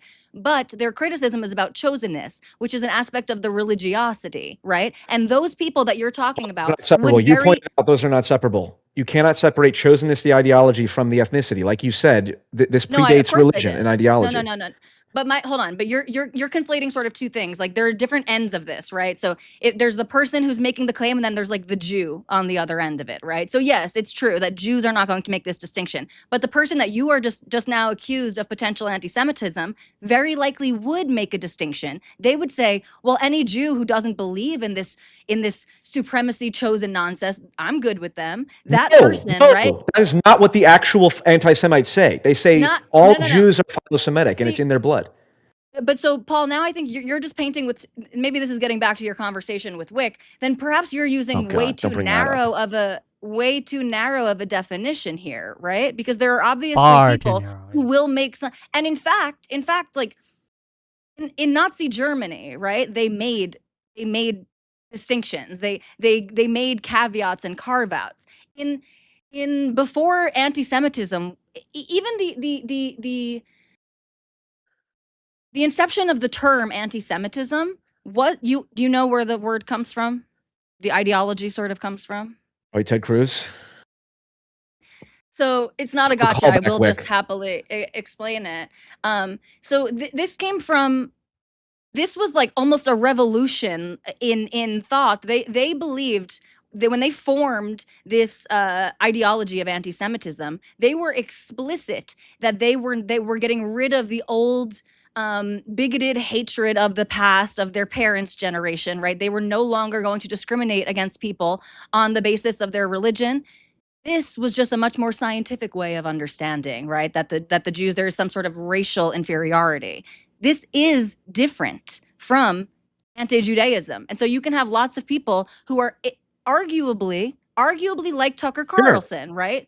Wait, do you believe that he makes? I would say so are you saying anti-Judaism and anti-Semitism are morally equivalent or what? Like I think it's perfectly fine for people to be anti-Islam or anti-Christian. I agree with you. Yeah, like atheists claim that Christianity and Islam are mind virus. So if I said Judaism is a mind virus, that's not inherently anti-Semitic. I understand why it's going to like rub a lot of people the wrong way, but let me engage with right, because that's what Richard Dawkins and Sam Harris will say about Christianity. Sure. Yes. So let me you can tear this apart if you would like to, but again, I agree with you. Our productive conversation here. Wonderful. So insofar as this is, when I say privately held belief, I don't mean that you have to keep it secret. I don't mean that you shouldn't be able to share these things. But insofar as this is like, the way that you view the world, there's obviously nothing wrong with that. It's when it imposes essentially on Jews, when it discriminates against Jews. And so again, believing that religion is stupid, that religion, what's the word, like anesthetizes people, right? And all of this, you can have those beliefs about lots of religions, maybe even just one religion or two religions in particular, and that wouldn't necessarily make you like a bigot of some form. What I'm trying to draw out in these distinctions, because again, I think it's useful to talk about these distinctions. I think there are Jewish scholars who, again, if you're interested in this, which maybe you should be, Paul, not that you have to be, but you seem to want to pay a lot of attention to this topic. And do you know why? You said you watched my videos. Have you seen me talk about the personal issue for me? That you've seen, a bunch of people in your life get completely eaten Yeah. by the mind virus that is anti-Semitism. I Right. have heard you talk about it. Okay. Absolutely. Okay. Yes. Do you Paul, I'm believe me that actually a that's my former actual? fan. Do I you do actually? believe you. Yes. Do you believe that's my motivation? I don't know that that's your motivation for talking about this right now, but I believe that that is true and that you mean it. Well, then what do you mean you don't believe it's my motivation for talking about it right now? I don't know that your belief. I don't know. Perhaps it's Do just you, that I can't look into your soul. I don't know you that, like, can't. I'm because you've asking you to sure, your but honest like, so opinion. here's why I'm saying I don't know that I believe that all of this is attributable to that, because you had been talking about that fact well before you became nearly singularly focused on Israel and Zionism. Would you agree? I talked about the fact that I have family that went down this rabbit hole. That you lost friends and family, to a brain worm that you found nearly Yeah. impossible to claw them out of. You've been Yeah. talking about that for years, well before you had this almost singular focus I on believe that. Zionism in Israel. Yeah. So And again, and no, what to is me it and what doesn't is? exactly explain. I don't know. I'm not gonna make those attributions. Hold on, Paul. but but I've explained. What is your assessment of why I became more focused on this issue as of late? Just say it, Tolly. Be brave. You don't have to be It's polite. not about not being. No, it's not about not being brave. Wick, I'm gonna fucking. Okay, I'll say it. I'm gonna come down there. This is okay, I kind of wanted to do this in my opening spiel, but my opening spiel was already too long. I think you've been bitten by the bug and you can't see it. I think that you are inside of this now and you're unable to recognize it That's to a fair. certain Hold on. extent. That's fair. That's one. I'm asking. That's one hypothesis. It could be true. I'm not saying that. I'm Yes. not fighting you. It I could be mean, I don't partially understand. true. This could be a Fine. multifactorial I'm thing, asking you, right? what is your assessment of my reasoning for why I care about this issue? I just answered because I think you've been bitten by the bug too. So I think you No, are no, in no. the process of derangement. Yeah, no. One might call it anti-Semitism. Okay. Zip it. That's your explanation for why I'm Yes. focusing on the issue of Israel and Jewish identity. I'm asking you, based on what you've seen of mine, can you steelman my explanation for why I care about this issue? Yes. Okay. Okay. You're not going to like this either, but because again, it's going to Well, come with a criticism. I think you're doing it because you have lost the plot of your political mission and the mission with your channel. I think it's Do you essentially know what a hold on, hear me out. steelman is? I'm going to flesh it out. I'm going to flesh Okay. it out. Let me flesh it out. Okay. I think it's an inversion. I think Yeah. it's an inversion of what the purported goals of your political movement and channel are, which was Yeah. something that again drew me to you and was why I was a fan. I'm someone who comes from the left. I've moved to the right. I don't really call myself a centrist or anything anymore. I've moved to the right, but I'm a lesbian Jew, okay, covered in tattoos. I'm good with lots of the liberal stuff. That's, okay. Listen, Great. nobody I loves made all lesbian those- Jews more than I do. Exactly. I made all of the caveats that are necessary. My biggest frustration that I had when I felt like I could still try to influence people on the left, still trying to like be Yeah. within the left, whatever, was that there are just these things that you're not allowed to say, you're not allowed to question, you're not allowed to talk about. And my thesis, I think, was similar to yours, which is when we only allow the retards and the bigots to have the conversation, we're not getting anywhere. We need Yes. sensible, mature, responsible adults in the room to have these difficult conversations and not allow it to bleed into, censorship because that's mean and hurts my feelings, or just like actual outright bigotry and hatred that's not conducive to a Yeah. country, to a cohesive society, right? I think that was the goal of your channel, and that was a goal that I believed that I shared with you. You went for, and part of this you explicated. So no, this was like your shift from, what were your different fucking centrist labels, Paul? Help me out here. Enlightened centrist. Dark centrism You- or this- something? you went Radical from your centrist. Yes, you went from your enlightened Yes. I centrism started to hanging out with more radical black people, so centrism. now I called it to dark centrism. Yeah. So, and I actually think that's like sort of part of where you lost your way. Part of the almost the beginning of where I think I noticed it. Paul, just let me do it. Just let me do it. Okay. Okay, hold on, just to be clear, you are taking like 80% of the time, and you're not addressing specifically what I asked you twice. Okay, I I'm asked still just you- trying to get there. I'm just Okay. I'm a talker. This much is I can certainly concede to that I am a mic hog and I will talk over people. I think your mission sort of shifted from I want to take the ideas that are true and salient from these different groups and make them digestible and palatable and like, whatever, and get them through, have a reasonable conversation about these things to but forget the crazy people, right? I'm going to take the talking points away from the crazy people. That seems to have flipped at a certain point where you went to saying, well, actually, critical support for Nick Fuentes, even though you were making these concessions, which maybe you believe them. Maybe you were being pressured into it to a certain extent of like, of course, I think he's a dirty racist. Look at this. You made your whole video after you have your struggle sessions, right, about your support for Nick Fuentes. And you're saying, yes, I agree. There's Well all said. of these terrible things about Nick Fuentes. Yeah. However, he is right now the strongest driver of anti-Zionist sentiment on the right. And for better or for worse, that is the most important. You said that is essentially the most pressing issue in American politics right now. So even though I may have all these other misgivings about a dirty character like Nick Fuentes, it's important that his message is out there because he is the singular force influencing young right-wingers to go against Israel. Do you not see how that's Is that true? that leads to anti-Semitic outcomes? Okay, That's the are whole you point, right? going to stop talking so I can? Are you communicate actually going to Tali? address his point, or are you I'm just going to keep ignoring doing you. I'm these ignoring word you. salads She that finished doesn't talking. actually talk I'm about waiting what the to. issue is? I'm waiting Which to are you gonna respond do? to. I'm waiting to respond to Tally. Okay, the word salad. Got Okay, it. the reason I interrupted is everything I just asked. I asked you the same question twice, and you did not answer it. I'll answer the question you just asked me, but I would like you to answer my question first because I'll ask you for the third time. I asked you, or you said you think that I've been bitten by the bug. That somewhere along the line, I stared into the abyss too long, right? I watched too many Nick Fuentes clips, which is probably true. In the final analysis, maybe I have watched too many Nick Fuentes. I don't even think you've watched too many Nick Hold on. Fuentes. I asked you, I'm going to ask you one more time.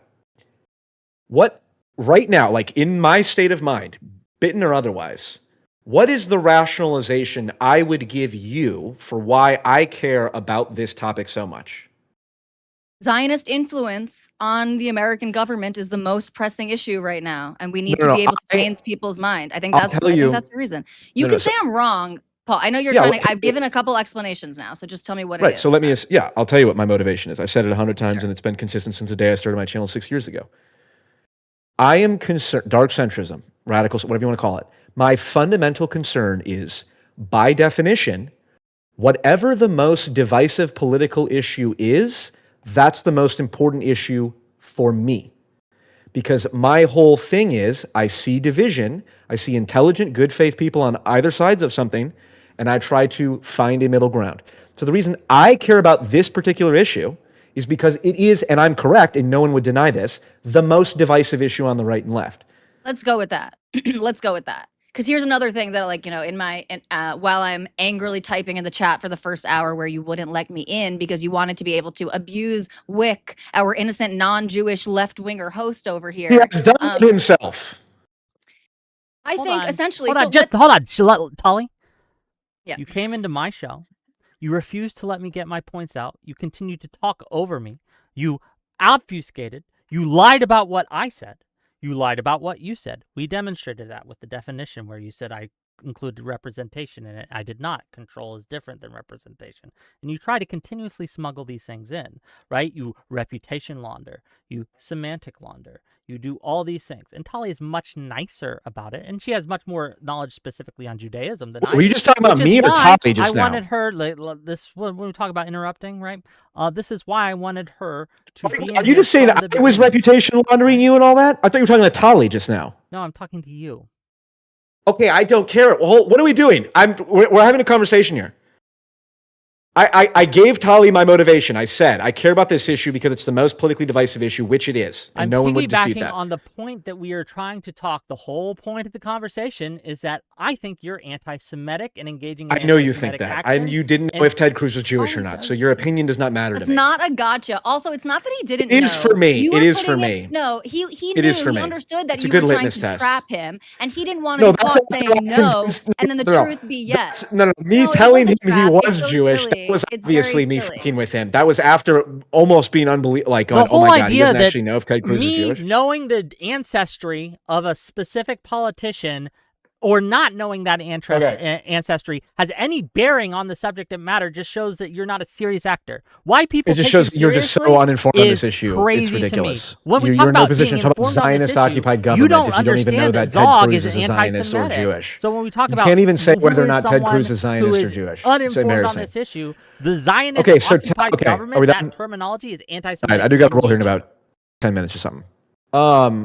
When I Okay, talk so- about you not letting me get my Okay, I'll points let you out finish. because you're afraid of what I'm going to say, this is what I mean. Go Shivering, ahead, continue. shivering in my boots. Paul, but Paul, this is what Go you ahead. do when you're I'm pleased that you seem open to having this conversation with I'm me. very open. I would be happy to talk Perhaps to. we can do it again. You know what, Tali? Let's do that. I'm actually down. We'll have a conversation. But Wick is I'll right. make some tea. But Wick is right that this is actually why. Hold on. Let me get it out, Paul. Let me get it out. This is why, again, I'm glad that you and I are talking, because this is how you treat other people who try to have this conversation with you. You try to make it like they're so silly, they're so woke, they're so this or that. You talk That's over true them, for you Wick. disregard. I would not. I am not. Excuse me. I have not abused you the way that I have abused. Not me, No, it's not- not abuse. It's defending myself. No, not really. me at all. But again, I'm a fan Thank of you. yours, so I've seen you have this conversation with plenty of people. Exactly. You're I informed. saw how You this know what you're ended talking your about, relationship right. with JJ. I saw all of Exactly. those struggle sessions. Really, I saw we your were actually just hanging out conversation- 2 weeks ago. It's fine. Don't worry. Okay, that's good. So hold on. You. The reason I can have this conversation with you and take it more serious is because you, like you said, you've watched my stuff enough where you actually know what you're talking about. Wick doesn't know what he's talking about. So Name for me to one thing take I his was wrong criticism on. seriously One is thing. embarrassing for me. One thing I was So wrong in on. the last 10 minutes here, Name one thing I was wrong on.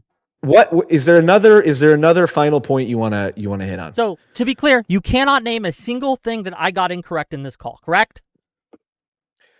Is there a fly buzzing around? Buzz, buzz, buzz. Okay. Tali, Fair enough. Here's what we're gonna do, man. in I 5 or 10 understand minutes. you don't want to take this conversation seriously. That's No, fair. I don't take your criticism. I do take Tali is clearly informed, knows Holly what has she's the same talking fucking about, criticism I do. and actually Yeah, knows but how to this have good is- faith. But Paul, but here is the difference. Again, while Wick and I do disagree about like certain things, we have different political dispositions and whatever. I like your tone better. Hold on, no, yeah, but I'm a sure, simp. but I'm a simp for I flattery. essentially, but to Wick's point, I essentially just like have more a little bit more information. I can just fill in the gaps. I agree with Wick's prescription and sentiment here, and I do think. And listen, if you're more willing That's to have fine. the conversation with me for those reasons, then great, let's have the conversation. But you're just not taking Wick seriously because he doesn't watch Because all of he's- the shows and because he Right, didn't he know doesn't if know what he's Ted Cruz talking about, was yes. definitively not Jewish. I'm I'm sure using Wick that was as a pretty stand-in. sure. Yeah, I'm using that as a stand-in for the other ridiculous nonsense, like the tweet of me suggesting that it was anti-Semitic to claim that Ben Shapiro running from Nick Fuentes is a bad thing. Hold on, Steelman, my point. What's the population of the state of Israel, Paul? Is it 15 million? No. What What's is it, the 12? Arab? What's the proportion of 20%. Arabs who live? 20%. Which is how many people? Of between 12 and 15 million. What is the population? Okay, you're Is it wrong. 12? You're wrong about 12, What and is you're it? wrong about 15. Is it 14? What is it? I don't know. It's really embarrassing, Paul, that you wouldn't know when you spend so Well, much it time depends on how far talking I'm about off. Hold on. Depends on how far I'm off. How many is it? population. Is it 9? How can you not That know was these That things? was my Tucker. How many is it? How many is it? Tell me. I don't know, Paul. You really should look into it before you're going to have these Well, types of hold conversations. on. Tell me. publicly on the Tell me. internet. You have a lot of opinions for someone who doesn't even know what the population of this country is. Well, you haven't proven that I don't. I've put forward a guess. Tell me if it's wrong. You're wrong. I did tell you it was All right, wrong. what is I it? told you What is they it? were so far all wrong. What's the margin of error that you're giving me? Doesn't matter. Population of Israel. I swear to God, if it's 12. Not 12. 10.24. Yep, not one of the ones you So- guessed. Sorry, Paul. Well, 14 million is within the margin of error that it would have made no fundamental difference whatsoever if it was 14 million or A 10 margin million. of error is not a standard unit, by the way. No, a margin notice of how error. this is the thing margin of where error is he normed- defines what the normed to the standard population that you're margin of talking error is. about. Well, that's So I'm that's asserting not it. how a margin of error works. Yeah. So you don't actually know what the margin of error would be here, right? The margin of error is whatever it would, calculation. Margin of whatever would be error where is a calculation. it's you not understand even, what the she's input doing, of though, the right? data You set. understand why she's Margin doing of that? error course, of course. is an input, Yeah. is a calculation let me based tell you- on I'm a not sure you data do. set. Like, I don't And let me tell understand. you, I and- don't think and you let me grasp tell you. basic concepts, right? So Let me tell you. Well, and this is again, it's funny because I'm waiting said- for you to steal man. I've the said point I 100 was making with times. that I've said tweet. 100 times. My concern with is not really about Israel so much. I am a Zionist in the technical definition. I believe Israel should exist. Wow. And I find the people who think All right, that Wick, end it now. End it now. we need Wick, to wipe out Wick, Israel shut it to down. be disgusting. We got the clip. We got Got the the clip. clip. I've said it before. Please. Paul go ahead. got the call. No such thing as bad $7,000. press. This is pretty gross, Paul. You take money from the Israeli government like this? And Qatar. I'm a dark centrist. Talk about the Zionist occupied Listen, channel right listen, now. listen. I am pro-Israel. Nobody loves Israel more than I do. I've said this 100 times. My concern, primarily, is the degree to which my free speech as a U.S. citizen is being curbed, and the threat of my free speech being curbed, and under the guise of clampdowns on anti-Semitism. Legitimate concern. In fact, that was one of the issues that I took almost immediately at the beginning of this Trump administration. Was this cracking down in particular on anti-Semitic speech. It doesn't help Jews because anti-Semitism is at its core a conspiracy theory. And when you do try to, even if you think you're doing it just to protect the Jews, when you make these type of differences, you feed conspiracy theories. Paul, I think you are so dark centrist, it's unbelievable. Wow. The only thing that could make you a dark centrist is if you were a black lesbian Jew. True. My wife is brown, if that counts. I can have her sit in on the next conversation. Perfect. All right. I'll talk to you two separately. Where we are free. Are we going to follow up on this? The uninformed. We are. I'm absolutely down. We can talk. We can absolutely talk. So you don't back out, Paul. I don't want you to back out of this follow-up. I want to reserve the right to back. I want to look like I'm good faith right now and actually offer it to you, but I want to be able to reserve the right to back out so I can control the optics of this whole thing. So yeah. Well, no, here I'm adding you right now. No, I guarantee you. I give you my word. Let the record show he has not added. I give you my unironic word. We will speak within. You free in the next 2 weeks? Yeah, I stream typically twice a week with my friend Kay, another Jewess, who's much more polite, I think, even than I. So it'll be a good conversation. Can I talk to both of you? Yes. Wait, Kay, like Kay? Yes. She's commented. Yeah, she's commented before. Okay. She's also a big former fan of yours. This is something that we've shared many a heartbreak over. Take notes. What are you talking about? Who do you think showed me these clips? All right.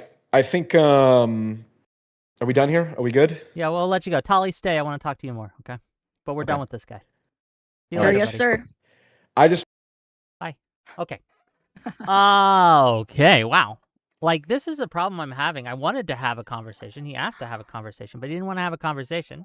He just wanted to have, like, this kind of, like, mimetic, I don't know, talk over you, don't let you make a point, don't let you get a word in edgewise, and perhaps I'm too polite. Perhaps I need to moderate better. That's true. But it's crazy how much he is ignorant on these basic terms. He doesn't know that Zog is inherently anti-Semitic in nature. No, he does. Whick, he does know that because he said it before. Again, the irony too is like, and maybe this just so he was lying to me?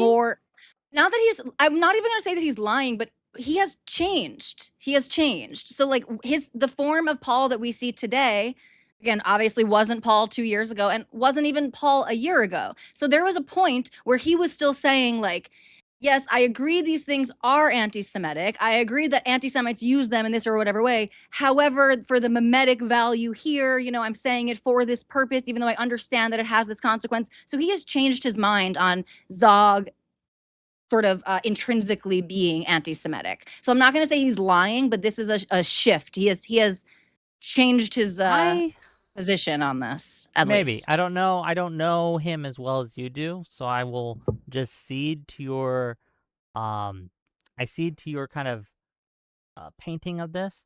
But that kind of thing, like here's here's a prediction, right, that I made, right, to him where I tried to get out, is that when you engage with these things, right, when you tear down this fence, is going to lead to certain places pretty inevitably, right? It's going to lead you down certain paths that is going to get you to where you say he is now, right? Yeah. When you try to semantically launder Zog and kind of say, well, I'm just trying to take the word back. I'm engaging in iconoclasm in order to destroy these kind of sacred cows and do these things. What you're going to do is a few things. One, attract an audience that takes you pretty literally. Okay, and we can see this in the comment sections of his videos and things like that. I haven't been to his chat in a while, but I'd be willing to bet you could probably see it in his chat. I know there's a lot of people who come into my chat and say very similar things. No, but it was very strong, I think, your point there, right? Because he tries to do you're trying to cancel me, obviously. And it's true, he's not responsible for the comments that people leave on the chat. But you made a great point. It's like, okay, but if someone was there disagreeing with me because they're my ops and my enemy, they're going to be disagreeing. Yes. Not right. It is the flavor. And again, that he did not type those words out of those commenters. Perhaps for all we know, those commenters are the true bigots, and Paul thinks he's doing the right thing out here. But it yes, doesn't matter it's if he thinks he's doing the right thing. That's the other point. I really gotta people to understand. It's the functional anti-Semitism thing. It goes back to this function. whole broader debate. It doesn't really matter what's in your heart. And in fact, and I think this is a point that Destiny has made several times, and Lonerbrox too, and it's sort of like just true, even if it's uncomfortable. Bigot is a loaded word, but like the overwhelming majority of bigots or people who, hold hostility to a certain, ethnic or religious group or whatever, they don't believe that they are like harboring hate. They believe they have a good reason for it. They believe they are responding to some type of like negative stimulus. So it is very hard. And you weren't even trying to go down that road, which is frustrating why he had so much pushback there. But it's like, it doesn't necessitate the person who is fomenting hatred or whatever. That's a tactic, though, right? It's to try to pretend I'm saying things that I am not, right? Trying to pretend I'm going to places that I am not, and doing so in a loud, boisterous way that, again, because of my audio settings, means that people can't actually hear what I'm saying and can't actually hear the points that I'm making. And it's very frustrating to me. But he was just talking over you the whole time. Like, he just...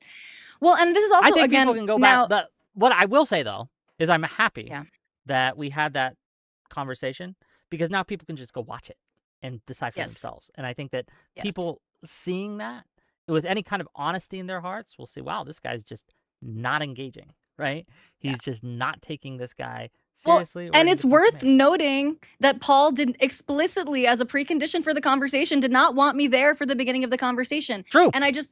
And I want to just say, like, what I'm about to say is going to make me sound like I'm inflating myself, and that's fine, because it's not a one-to-one. But it's like, to me, this is the equivalent of Tucker Carlson, who wants to bring on every person under the sun but won't speak to Ben Shapiro, right? It's like Paul wanted to have the conversation with Whick, who he knows that he has political differences with, who he believes that he can catch in all of these, like, details that Whick is likely not going to know or won't be 100% certain or won't want to speak on behalf of some other group, instead of having the and again, I'm not like the most learned Jew around, but it's something that I know a decent amount about, and these are the types of conversations that he's avoiding having.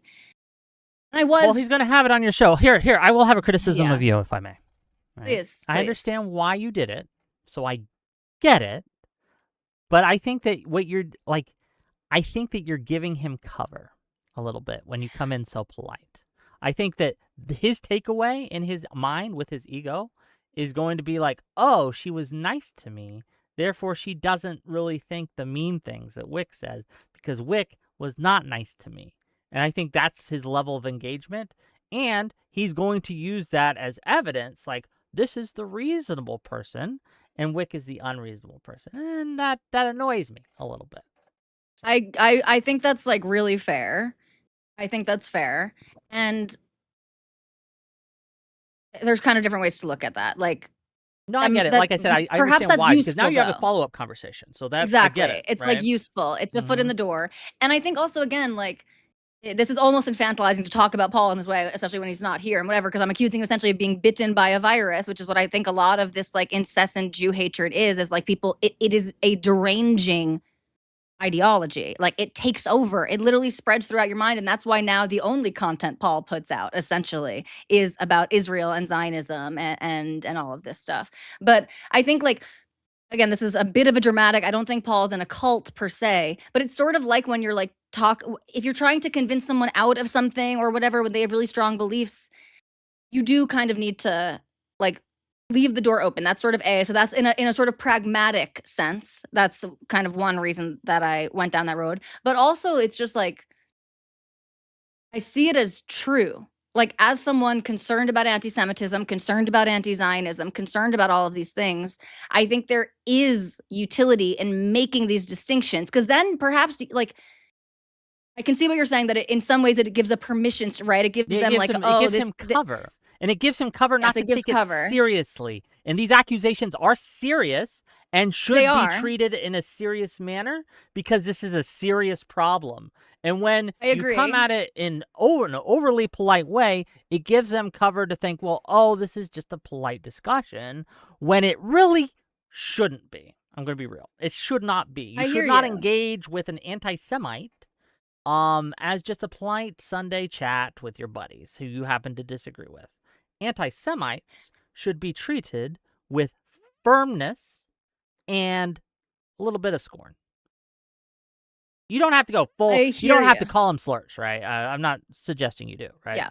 I don't think that you have to go out and call his mama, some kind of a woman of ill repute. But look, one of the problems we have in general is that people will launder reputations, of Hassan especially, because they're scared to actually say what they think, because they're scared of the reputational damage of being seen as too mean. And I'm just tired of it. I'm tired of people being scared also to label people what they actually are. Like, one of the things that I think the anti-Zionist movement, the online, and I want to make a distinction, the online anti-Zionists have done is pretty successfully defanged any accusation of anti-Semitism, such that you can point out actual anti-Semitism, and they can successfully run cover for that by saying, well, no, I didn't say Jew, I said Zionist. Yeah. I don't disagree with you. I don't disagree with you, and I think polite. I share the same I don't frustrations. see, and this is why I don't know. Like, are you just being polite with funny, me? yeah. Right? You can be mean. It's okay. No. Oh, no. I'm not afraid. Well, no, I'm not afraid of being mean either. I think, like, again, I've spent a ton of time thinking, reading, hypothesizing about anti-Semitism and all of this stuff. And I just do think that it is worth making these distinctions, even if doing so gives him what he sees as cover. He's going to take some of these distinctions that I make and say, see, even this very proud Zionist Jew, whatever, right, who thinks that I've gone too far, is saying, this thing. But I just think, like, again, whether we like it or not, sort of a pragmatically speaking, censorship, telling people, like, I agree, he's not so naive, right? Yeah. He's not so naive that he hasn't heard the criticisms of this stuff before. However, you actually can cause people to dig in if they believe that they're being unfairly persecuted, if they believe that they're being met with an accusation that does That's not true. I'm not trying match to their convert heart. him. I'm trying to get point that. out to other people how to recognize these things. I'm using him as Yeah. an example. I'm not trying Yeah. to convert him.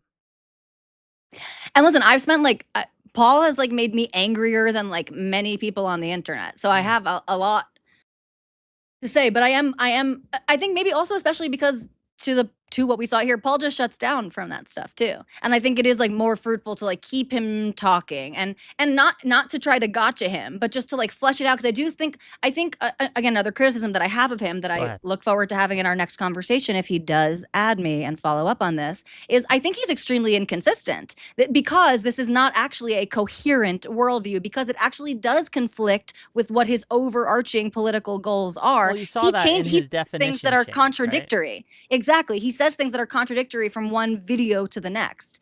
And so, yeah, I mean, I think I'm excited to listen back to this conversation and just kind of track where it went in all of the different parts. But I I'm worried. appreciate you One of for the things letting me be part of this. Yeah, I need to get across to my audience is the concept of a Zionist occupied government is not just silly memes. It's not just anti-Zionist. It is a deeply held conspiratorial belief that was, again, founded in anti-Semitic and popularized in anti-Semitic circles to point to the conspiracy that Jews control the American government, that they are literally pulling the strings behind the curtains, not just with an influence, but with a control. And I think that again, this is why I brought it up first, right, to him, is this laundering of that term allows bad actors to say, well, when I say Zog, I don't actually mean Jew, when they actually mean Jew. And it dilutes it, it makes it harder to recognize people who are actually being anti-Semitic, because now you've popularized the term enough so that other people are just using it, right? But this Yeah. feeds in and popularizes. The net effect of that is further anti-Semitism in the world, further discrimination against people of Jewish descent because they're Jewish, right? And Yeah. demanding that they denounce Israel and things like that, demanding that they denounce Zionism, or they aren't one of the good ones, right? It's a real problem, and it's something that we recognize as a problem with almost any other group. Like, you'd never say to a white person, like, we make fun of the people who demand that white people, acknowledge their inherent racism, right? Like, we make fun of those people because we recognize kind of the anti-white bigotry like baked into that. But for some reason, it's okay to do to Jewish people, and that's wild to me. Well, and I think like another part of the sort of anti-Zionism versus anti-Semitism conversation that doesn't get brought up enough is like even this idea that like it's true, not all Zionists are Jews and not all Jews are Zionists. Like, yes, this is an objectively true statement. Okay, that's great. However, societies, countries, nations that take on anti-Zionism as a national movement become hostile to Jews because Zionism is a Jewish ideology, right? It's not a religious ideology necessarily, but it is both an ideology by Jews and about Jews. So even this idea of like, oh, well, there are non-Jews who are Zionists, like, okay, but Zionism itself is dealing with Jews, right? It has to do with the Jewish people and Jewish sovereignty and Jewish future and all of these things. And I think like, to Paul, again, something perhaps worth bringing up to Paul about his belief that this is, the hottest topic and it's the most sort of pressing issue in the American government. When the Soviet Union became explicitly anti-Zionist, which, by the way, that's where like most of the anti-Zionist propaganda that people are still using today comes from directly, they made very clear that their issue was not with Jews, as an ethnic group, and was not with Judaism as a religion. Their issue was with Zionism. And so they banned and outlawed Zionism. And what did that lead to? It led to banning public displays of Jewishness, of Jewish culture, in the same way of what Hassan Piker is talking about right now. All of these Jewish organizations, they keep an Israeli flag there and whatever, and they're all like they're all Zionists, even if they don't talk about it.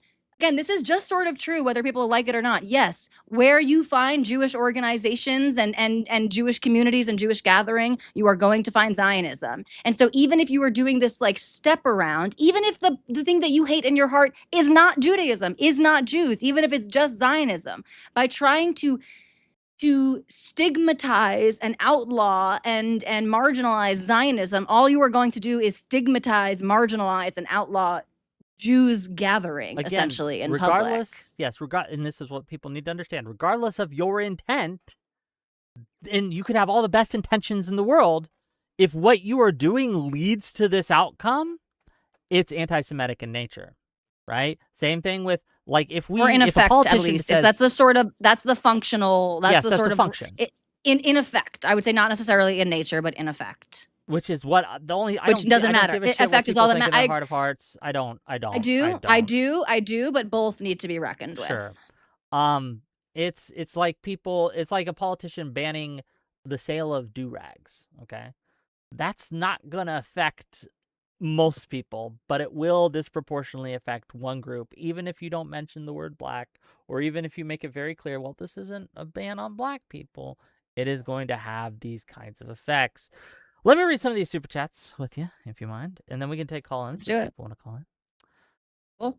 Jordan Rogers for $5 says, worse than anti-Semitism, PFJung doesn't automatically ping his Discord every time he goes live, unlike you, Whick. Yeah, he should get on that.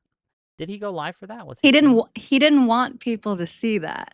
This was actually, I noticed this too when he had his conversation with Ryan, which he claims that he destroyed Ryan and everything.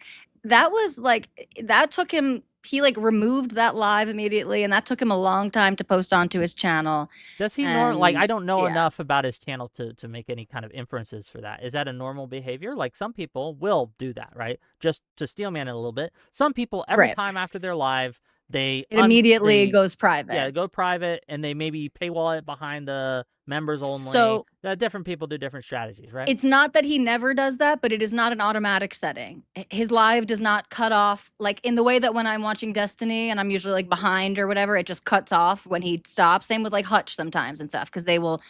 There's a setting where you immediately private your live right when it ends, right? That's not his. Well, I hear you though. just I lied there. appreciate do know these things 'cause I that did this benefit on of the Twitch, doubt. right? Because Yeah. people were reporting my channel, so I had to do it on Twitch. So maybe, I don't know. I don't know if Yeah. we can make any strong inferences from that. Either way, Fair. but fair enough. I agree.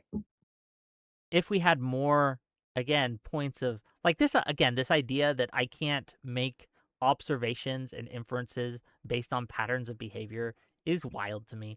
Obviously, we can. We do this all the time. It's good that we do this all the time. It's pro-social to do. It helps us, again, identify bad actors because this is a consistent set of behavior and things that they do. And yeah, even if each individual instance isn't very strong, the straws keep piling up, and eventually the camel's back breaks. It's just You would accept. I wonder if like now we're just talking strat here, but perhaps a way to like flip that to him would be to give an example of something sort of like egregious on the left or less egregious I tried that on the with left. my Like story about the white supremacist, like the guy who cares really a lot about white supremacists. Maybe it didn't land though. no, yeah, I think, but maybe like, and again, it couldn't be hypothetical because he could just chew that apart. It would need to be like a real person that he would consider anti-white or something, you know, who like never explicitly says that. Or you could be like, okay, so this person says this, and this thing, but they never said I hate white people or, you know, I want to kill white people. Sure. So are you telling me that you don't believe this person is anti-white or doesn't hold anti-white bias? I think, but again, that's just, he would have, well, smart. He knows how to swim through these conversations, and he's pretty good at it. He's like Tucker in that way, I think. Let me get through the rest of these. $2 from Jordan Rogers says, also make Dev debate this guy on what? Haven't they talked before? Dev and Young? Am I missing? Have they? I don't know. $2 from the Kugler. He doesn't think Sam Hyde is a white supremacist. Okay. $10 from Das Vildania. When Fox News hosts every anti-black trope, but switches out black with urban or inner cities, does this guy think that they aren't being racist because they didn't say explicitly black? Well, yeah, he would say they're not being racist. That's why the example would have had to be coming from the left. Like it would have to be, yeah. $2 from And Old. I'm like inclined to agree with him to a certain extent too. So that's why I know that that's how he would answer. Look, this is To a certain extent, and it depends on it dilutes. It dilutes, right? And this is why you Yes, can't I just look hear at you. one thing. You have to look at a Yes, pattern. exactly. Because And you need to in look at the isolation, context. that's Yes. if someone talks about the problem with inner cities in isolation, that's fair, right? There are problems with inner cities, right? There are problems with these things. But if that seems to be the focus of their content, and they're always bringing up the fact that, oh, did you know that blacks disproportionately do more crime, right? Are disproportionately represented on the criminal rolls and in prison and things like that. And if their entire content is talking about problems with black culture, and that seems to be what they talk about, then I think we can make an inference and say, this guy's probably racist, a little bit at least. Well, and Lonerbox made that point, and it was kind of incredible, actually, that his interlocutors were not willing to accept that, right? It's like he made the point about like the grooming gangs and all of that stuff, right? It's like if this is someone's entire, and this has to do with the deranging effect that some of these belief systems come with, and anti-Semitism just happens to be particularly deranging. Yeah. Sure. $10 from the Oceanist. How are we, quote, a Zog, when in multiple points in history we stopped the Israelis from military campaigns? For example, Reagan stopped the IDF operations in Lebanon in the 80s. U.S. Marines were bombed after that. True. $10 from Per Thompson. Ted Cruz is not a Jew. He is an avid evangelical Christian. I don't know why PF would make such a stupid statement. A meme? A joke? If so, it's just not funny.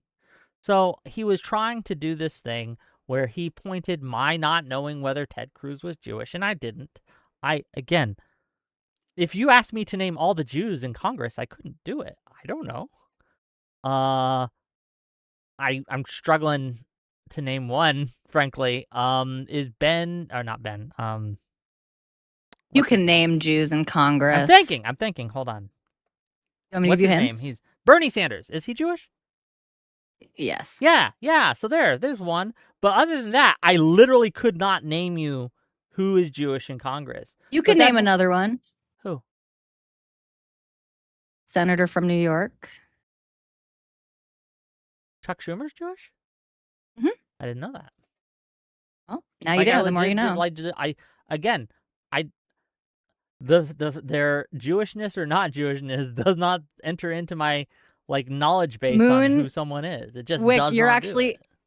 It actually is better that you didn't, because as Moon just pointed out, if you know all of the Jews in Congress, you are very, very likely an anti-Semite. Yeah, that's So what I'm that's a fair saying. point. To kind of hold that as oh, you don't know all the Jews in Congress? I would say most people don't know all the Jews in Congress. Also, my belief, if I had to guess, and this is what I said to Paul, my belief, I can't get in your brain, Wick, but when he asked you that question, I assume what went on in your brain is, I don't think he I don't is, think but is so. Exactly, right. And you're not going to, and you didn't want to be like, I don't no, want to say a obvious. false thing. Yeah. Exactly, because you didn't know for sure, but he's making it as if right. And well, it's another, even the way that he this is, to me, this is just the parallels with the Tucker Carlson thing are just overwhelming to me, because it's, again, Tucker Carlson wants to bring on Ted Cruz and wants to bring on Huckabee, the right? Doesn't population want, talk. That was brilliant, by the way. I was doesn't, really impressed yeah. with that And analogy. that was a I don't zero know if he fucks, actually. zero fucks I don't wrote know in if the he actually chat. He told me to internalized that ask. that's what he was doing. I don't know. He didn't, but I'm okay. He probably did not internalize or doesn't agree that that's what he's doing, but he felt optically that it landed that way. He definitely felt that, I would say. Okay. He knew that he was being pushed into that same thing, but he probably believes that his example of it is not as egregious, or that he, by dint of not being a congressperson, has less of a responsibility to know these things, which, again, you don't have to know it. It's the idea that you are spending an inordinate amount of time talking about these things. It is your singular focus, which he didn't even dispute that this has become his singular focus on the internet. And you don't know some of these sort of basic demographic information about the region. $5 from Broken Gamer. Why are we giving this 2-bit anti-Semite time to try and launder his hatred of Jews? He's a deeply unserious person and doesn't care about this convo. Well, yes, but he asked for the conversation. And if I had not given it to him, he would have used that as evidence that I'm not a serious interlocutor either, right? So if someone asks me, if I make a claim, which I did, that he is an anti-Semite, and I stand by that claim, and he asks to talk to me about it, yeah, I'm going to talk to you about it. Because if I'm going to accuse you of something, I'm going to let you attempt to answer that accusation. And whether you do that well or poorly is up to you, but that invitation will be made. Space will be made for you if you do that. I think that's fair. Can I read a funny chat? Casuabon says, Wick would have to be told that Tim Scott is black. Fair enough.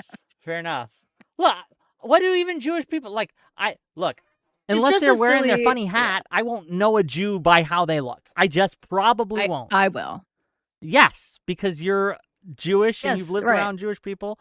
But exactly. I don't know, they just look like, I don't know, just normal people to me.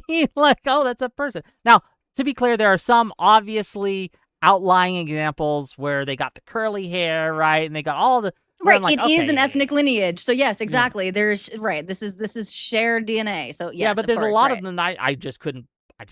Right. Of course. Yeah. Okay. Yeah. And I think that's to my credit. $5 from Moon. Paul's career has been laundering crypto-Nazi talking points under the guise of centrism. Actual scum. $2 from Moon. Crypto-Nazis like Paul lie constantly. $5 from Jordan to say, do you believe the Times of Israel is a reputable source?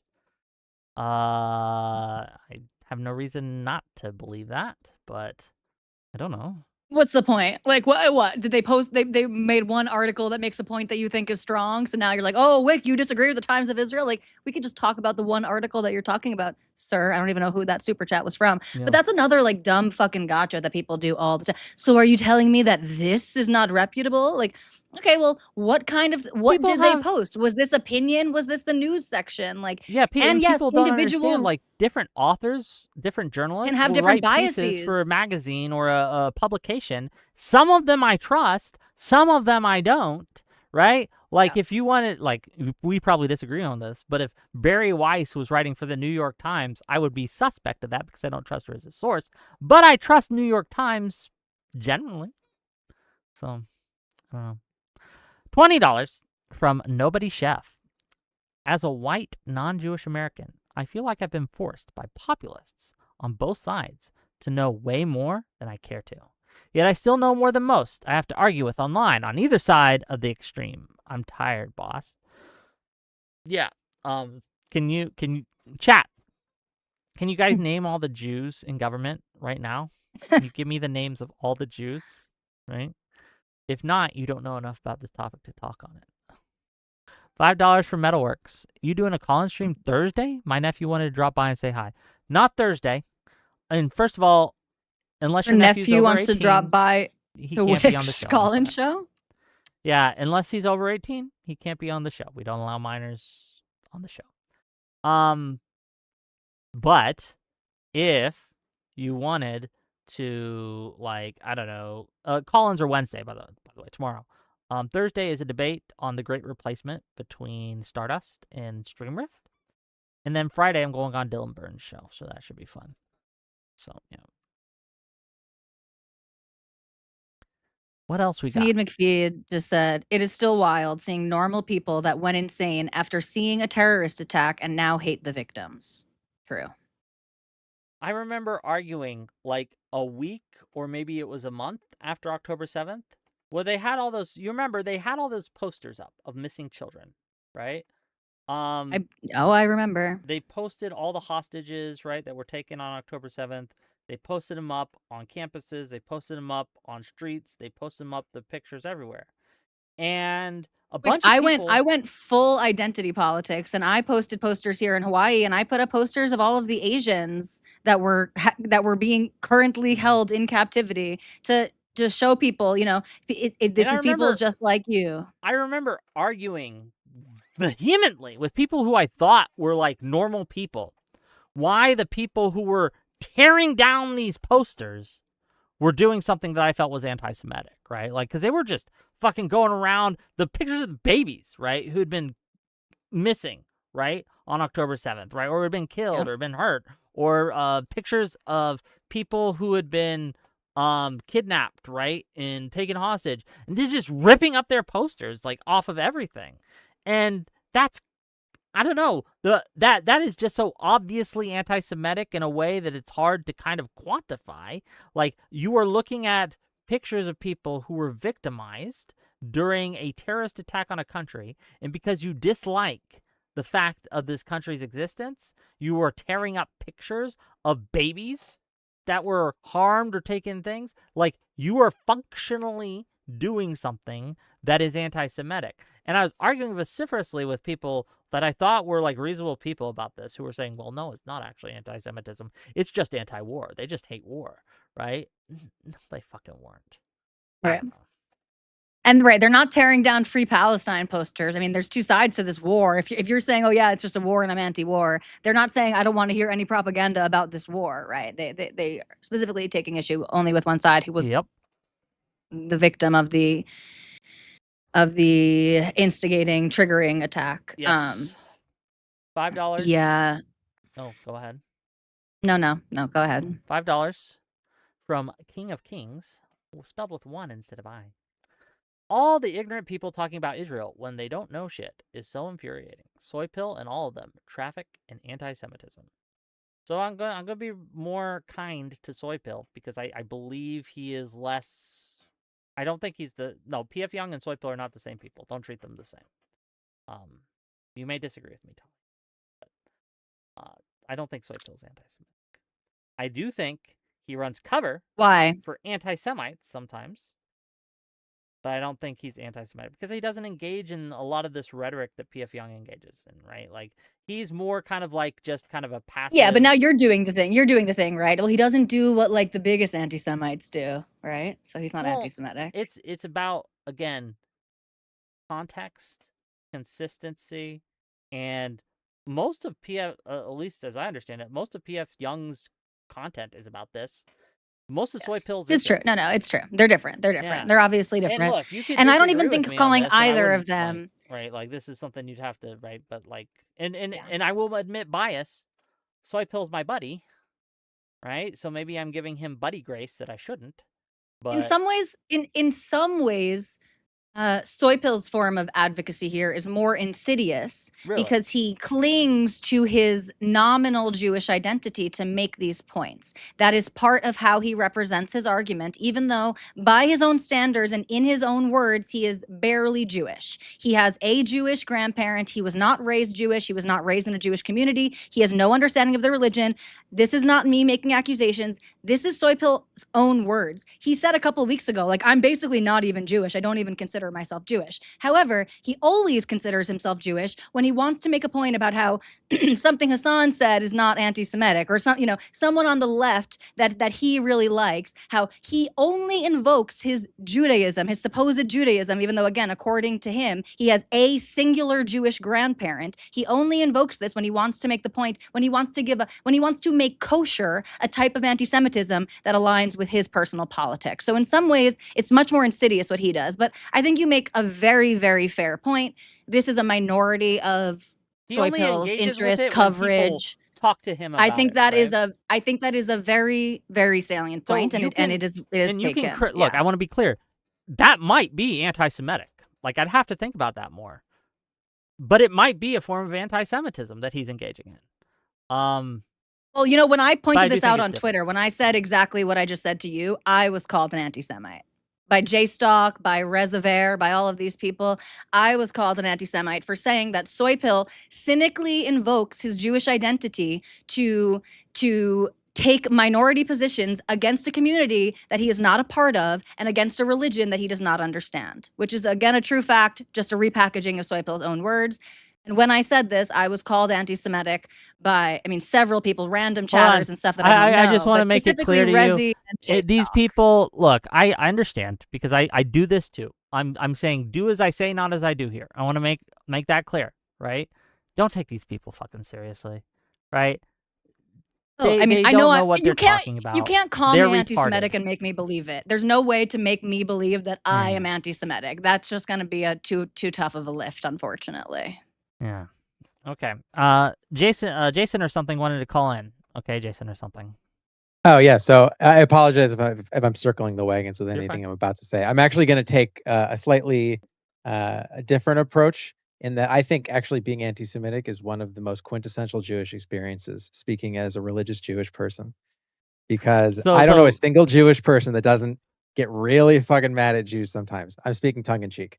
But yeah, no, that was a frustrating conversation, and PFJung is a frustrating person, and Soy Pill is also a very, very frustrating person.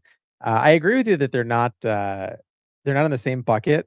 I don't think that they are necessary. Like, just because they're not in the same bucket, though, does not mean that I think that they are not similar levels of bad in how they approach the anti-Semitism problem, I guess. I don't know if you would agree with that, Tali. I just think we don't do ourselves any favor. I think almost similar to how Whick was accusing me, for lack of better terms, of giving cover to Paul. I think this is also why I take such great efforts to really sort of delineate what the intention versus the impact versus is this anti-Judaic versus anti-Semitic versus anti-Zionist, because I do think while I agree with you, I think there are strong arguments that you can make to support that point. A lot of average people are going to say, you're saying Soy Pill and PFJung have the same impact on anti-Semitic discourse, and they're going to just throw away the conversation. So I don't know. That's my take.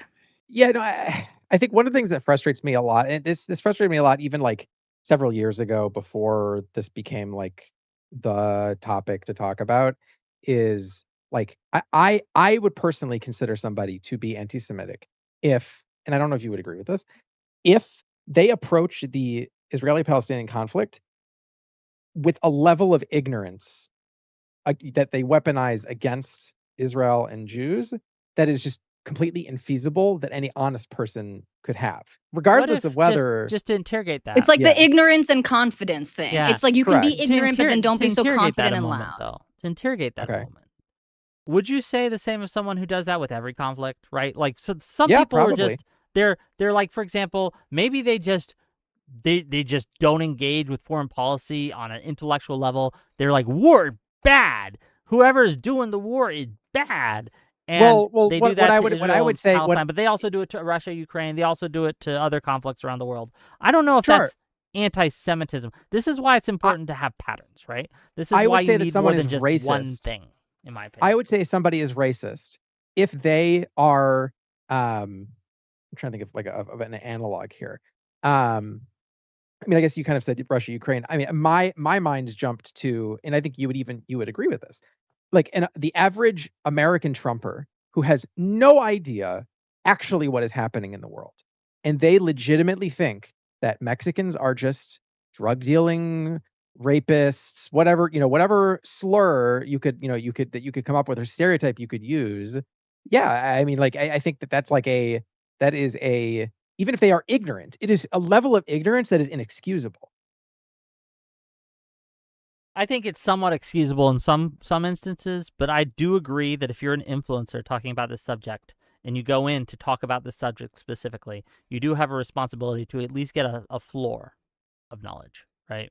Yes, I would agree. Yeah, yeah. You have a responsibility to have a It's level of but education if you're someone going who's to just like be. a student at school who sees the protest and starts chanting along with the protest, I don't necessarily give them the same. Well, I would put Yeah, I them judge these in. differently.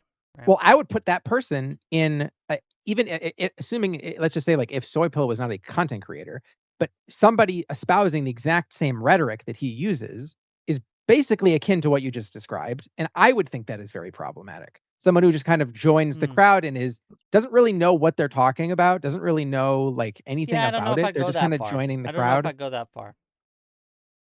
Hmm. Well, that's I don't know why, if I like, agree. insisting on having to label people racist or anti-Semitic or whatever, I do think sometimes just like takes away from the substantive conversation because, like, Sure.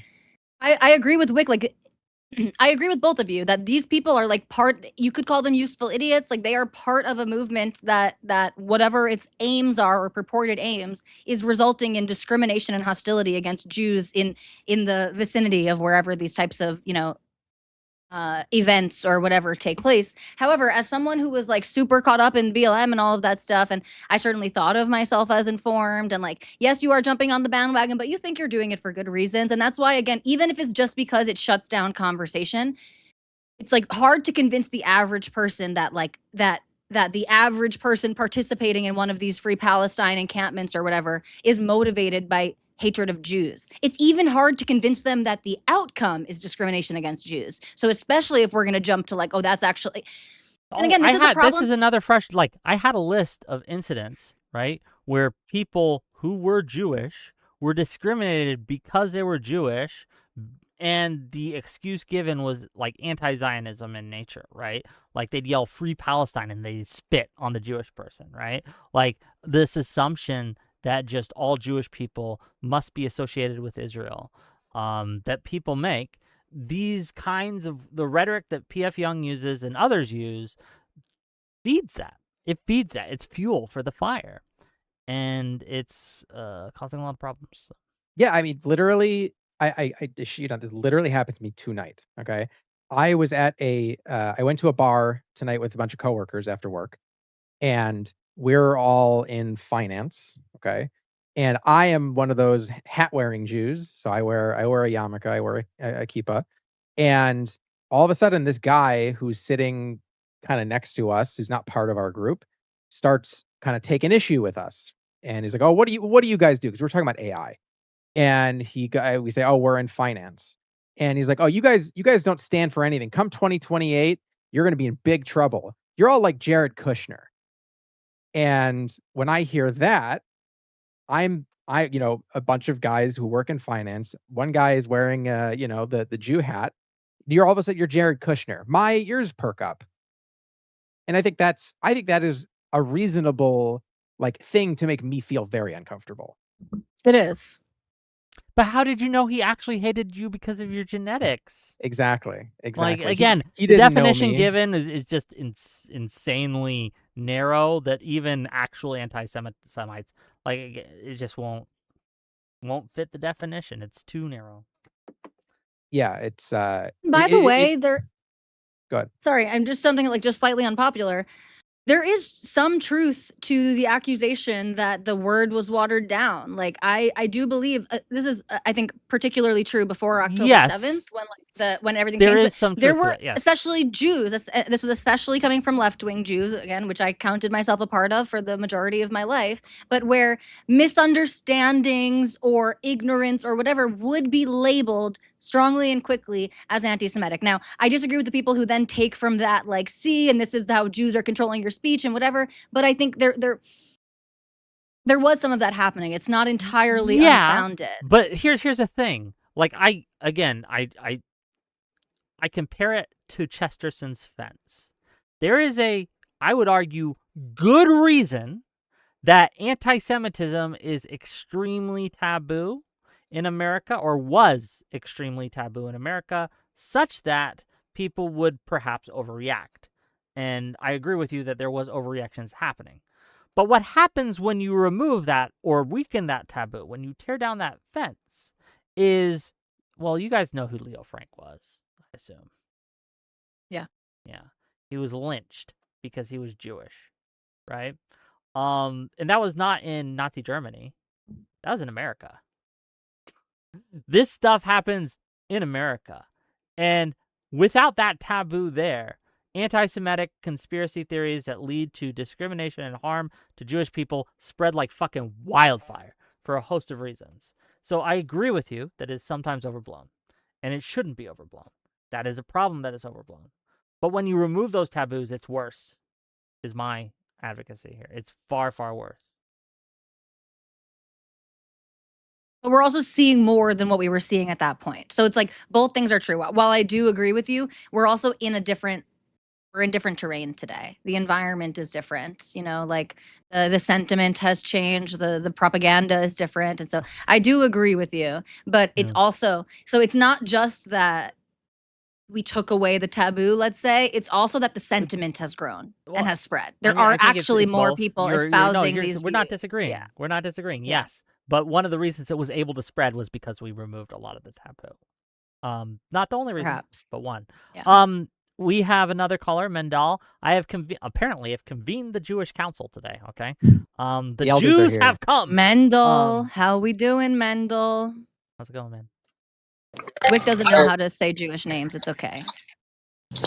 Thanks for having me back. I just had a quick question. I was on the other day. I was the one who talked about soy pill. I remember. I didn't make that point. I just think that a lot of these people are. I don't think they're anti-Semites. I think you guys are right. It doesn't really matter if they are, or the label doesn't matter. It's like they're just perpetuating these ideas, and I find myself very much at a loss of.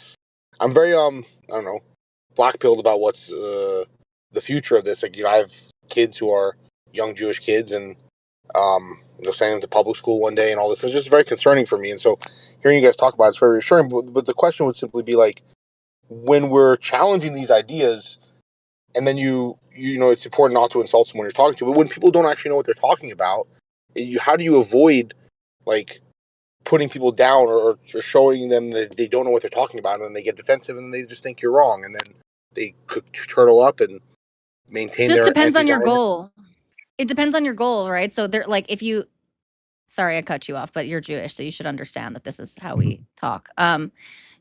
If your goal is to convince that person, then you just do have to be gentler, lead with more curiosity. But if that's not your goal, if your goal is to convince an audience or to paint a picture and whatever, then not necessarily. But I think all of these, and it's important to have people working at all of these different goals, right? Because if you're trying to influence people, right, you want to sort of spread that out. Oh, look at the Jews trying to influence people. We've proved it right here on Whick's panel. But I don't know. I guess you're kind of essentially getting at the sort of difference in styles between Whick and I, even just on the show today, right? Is that a question for me? Or It was for Mendel. Well, yeah, I agree. Yeah, I was just asking. Okay. Yeah. Well, those are my that's my 2 cents there. I don't know what everyone else thinks. Well, I just find that a lot of the anti-Zionism as a technical academic term isn't anti-Semitic, but I find that in the real world it just often it often is these days, and it's very uncomfortable. And so I don't know, I know that that conflation is the crux of the discussion, though, and then people think they try to have this academic discussion with you, but that's not really the point. Yeah. Well, are you familiar with Adam Louis Klein at all, or Nihilect? No. Okay, I think those would be 2 people. Adam Louis Klein comes from the left, Nihilect comes from the right. So if you have any like preference there for who you listen to or whatever, they are 2 people who their focus right now is on anti-Zionism, and their sort of point is that like we should not be looking for the point at which anti-Zionism turns into anti-Semitism, right? We shouldn't be looking at the point where it suddenly makes a switch. We shouldn't be looking for the secret Jew hater under. It's not like anti-Zionists are wearing a mask, and if you reach under it, they've got the Hitler stash, right? And so their point is, it's okay. We don't need to try to prove that the anti-Zionist is anti-Semitic. We can take him at his word. We can use his language. He is an anti-Zionist, and anti-Zionism discriminates against Jews. To your point, it's like, yes, I guess if the technical definition, sure, as in you could be against Zionism. However, I think what is important to point out is that people who call themselves anti-Zionists, who wear that as a label that is like sort of central to their identity and have made it a big part of their advocacy and their focus, they are not anti-Zionism as what Jews believe Zionism as. They are anti a construction of Zionism that equals the most evil things in our society, right? Yep. So it's even to like give them that credence. It's like, oh, I'm just against an ideology. Okay, you're against an ideology that what, like 5 people believe in? There's like 5 extremist Jews in the world who like actually believe what the anti-Zionists believe Zionism is based on. And so we can just take them at their word. I'm not interested in proving that anti-Zionists actually hate Jews, because in fact, I think there are many anti-Zionists out there who have Jewish friends and love them. Many anti-Zionists out there who would be perfectly happy with their child marrying a Jewish girl or a Jewish boy. They'd be perfectly happy. It is what they believe Zionism to be. And that's, again, also what makes it really scary, and why I think we need to be fighting back against, we need to be fighting the genocide libel. We need to be fighting the conception of Zionism that anti-Zionists use, because to a certain extent, their ideology is coherent, and it is, if you actually believe that there's a bunch of people who are essentially like ultra racist, ultra imperialist, ultra colonialist, doing an ultra genocide that they are both simultaneously live streaming but also trying to hide so that they don't get in too much trouble. If you believed this to be true about a certain segment of your population, it would be right to be hostile against them. And so we need to be fighting as Jews who care about this or whatever, we need to be fighting the premises, right? And again, we should not be looking to prove that this person is actually motivated by hatred of Jews on the basis of their ethnicity or on the basis of their religion. They believe that Zionism is essentially the most evil ideology in the world, even though it's barely an ideology at this point. It essentially just means like you like Israel in some capacity. But they believe that it is the most evil thing in the world. And because Jews are correctly associated with Zionism, yes, correctly associated with Zionism, they treat every Jew with suspicion until you can prove that you're anti-Zionist, until you denounce in a certain X, Y, or Z way. And they have their evidence that you're outside of the community of good people. It is black and white. I mean, if you guys are from the left, there's a really excellent book that I like to recommend to people. It's called Contemporary Left Antisemitism, written by David Hirsch, who is a sociologist from the UK. He wrote this book about 10 years ago. It was before the war. It's interesting. It's enlightening just how relevant it is today. It could have been written yesterday. Talking about the genocides, because people were calling it a genocide in Gaza for decades. This way predates October 7th, talking about the anti-Zionism stuff. Why the fuck did I bring up that book in particular? Where do you want me No, to I go, think you're making a really good Colin? point. You were trying to make a point Okay. about the genocide, the use of the word genocide and its mislabeling being important because, and actually I think that's a really intelligent and well said point. I'm actually a Jew from the Five Towns, and I'm very connected to God my bless. Judaism. I'm Sounds an like it. Israeli Jew. I could tell. I'm from But I'm I from Long Island, and my dad just retired from Yas over in the Five Towns. Okay. He was a teacher there. Yeah. Okay. Well, I teach in the Five Towns as well. Maybe I don't know. Well, never mind. Okay. No, it doesn't matter. I don't want to give information. We'll talk My later point about is- that Dox part. yourself. Yeah. My point is simply that's actually a very intelligent point. I think it's similar to the abortion point. Like I think that abortion is actually a very interesting topic because like I think there's like a lot of things where people on the right, like MAGA, they're just idiots about. I think they're insane. But if you actually believe abortion is murder, then like I myself am pretty far left on a lot of issues, but not on these ones obviously, and I think that it makes sense. A lot of people oppose abortion if they think it's murder. It's the same idea. If you think there's really a genocide happening, I mean that's a really bad thing, and I think I that's why. remembered. Thank you. You reminded me why I was bringing up the book, because he makes the point in the book that the logic. So he doesn't conceptualize it. He basically conceptualizes it as the community of the good, and Zionists are outside of the community of the good, right? People on the left have constructed this idea of like marginalized people, the oppressed being sort of intrinsically part of this community. And he says the permission structure that enables sort of anti-Zionist violence and anti-Semitic violence is the same one that we hear that is a frequently or used to be more frequently stated sort of line on the left, which is punch a Nazi.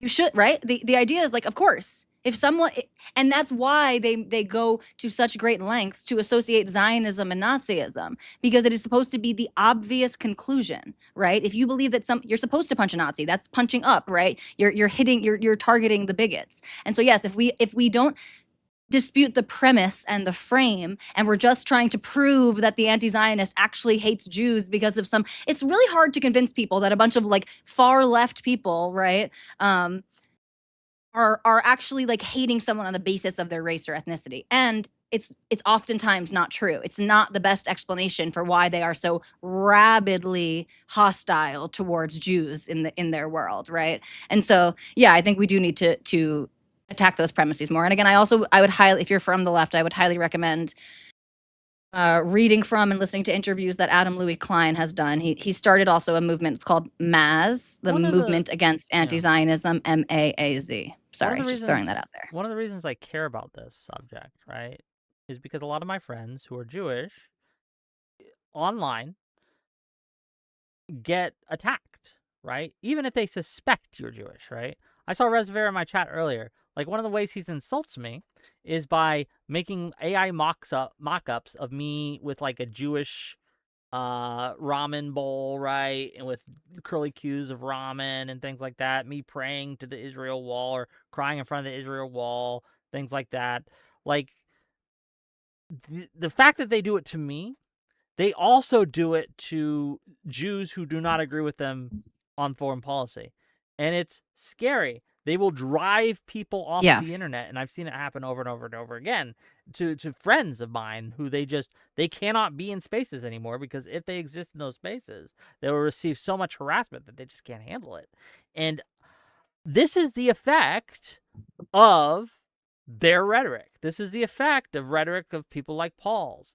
The rhetoric of people who are PFJung, to be clear, right? The rhetoric of people in that kind of like quote unquote anti-Zionist camp, right? Like, it's okay not to like Zionism, but if you want to criticize the Israeli government, if you want to criticize Judaism, if you want to criticize all these things, there are ways you can do it without being anti-Semitic. But they choose not to, for whatever reason, whether through ignorance or malice. Doesn't matter. Yeah, and to what Talia was saying earlier, one of the things that really, I think maybe the thing about this entire discussion that makes me the most angry is that malicious actors like your Hassan Pikers have been allowed implicitly to completely redefine what the word Zionism is. That Zionism, at least to me growing up, and it still is an intrinsic part of my identity, to turn that into a slur or a dirty word or something that fundamentally alters my identity as both like human being and as Jewish person is so beyond frustrating, especially because something like this would never happen to any other minority group by these people. There's people in my life, and I'm not just talking online, I'm talking offline too, who purposely hide the fact nowadays that they're Jewish. They stop wearing their Star of David, right? They stop wearing like Yeah, Jewish I've gotten close to paraphernalia. doing that. They I've gotten close to that. Yeah, they stop openly celebrating Hanukkah and things like that because they know if they do, they will be treated differently. $5 from Jordan to say the Times of Israel today says, quote, settlers filmed attacking activists, reporters in front of IDF troops, none arrested, end quote. Is the IDF in the wrong here? Yeah, possibly. If the situation as If that's presented there is if true, it's then accurately I think it's representation, problematic. Of course. silly question. I think it's problematic that question even has to be asked. Yeah, it's like it's retarded. But just to to respond to kind of what both of you, well, to what you were just saying, Jason, I was going to call you Toad, Jason and Wick.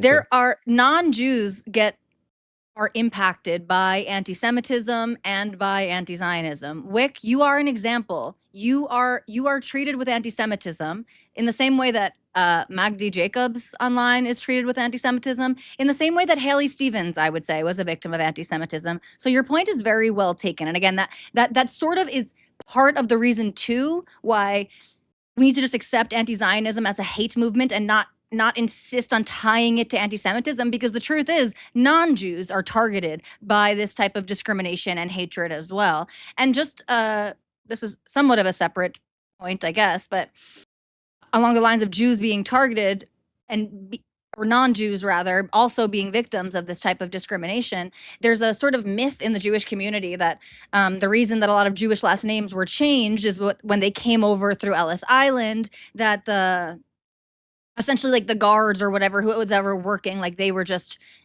poorly transcribing or translating their names. But Dara Horn has a great book called People Love Dead Jews, where she I was going to bring that up. I literally have that on my screen right now. Yeah, where she looked into that, and it turns out that wasn't true at all, that these boats came with their manifests and everyone's names were listed, before they left.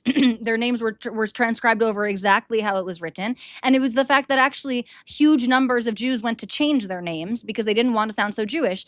And she also found in doing that research that there was a non-insignificant number of non-Jews changing their names because they were being targeted as Jews. They had Jewish sounding last names, and it was impacting their ability to get jobs and function in their communities. And so they had to change their last names to stave off this type of discrimination. there So again, just more. There are a number of famous actors that have changed their names. Oh yeah, they don't use their Jewish names. Testicle Johnson. It's a very common practice. Testicle Johnson asks, "Would you say Wick is a martyr like Jesus?" Yes.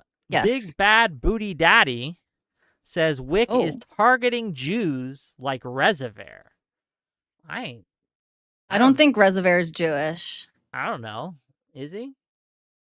Is he Jewish like Ted Cruz is Jewish? I'm not sure. Yeah. Either way, like, I'm not targeting him. He's the one making the memes of me. It's crazy to frame it like that. $5 from Jordan to say, is the story an indication that the IDF has an accountability problem when these stories keep happening? Maybe.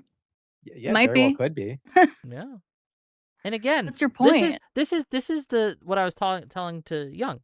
This is the trick they do. They act as if normal, reasonable people wouldn't just agree to that, right? Of course.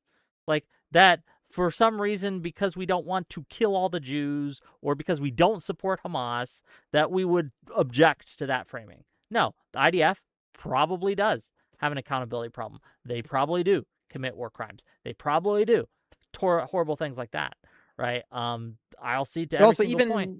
But the thing is, disagreeing, you can hold on. Just let me finish. Let me finish, and I'll let you go. The thing is, like, you can make these observations in anti-Semitic ways or non-anti-Semitic ways, and if you do it in an anti-Semitic way, I'm going to call it out and have a problem with it. I don't know. That's it. Go ahead.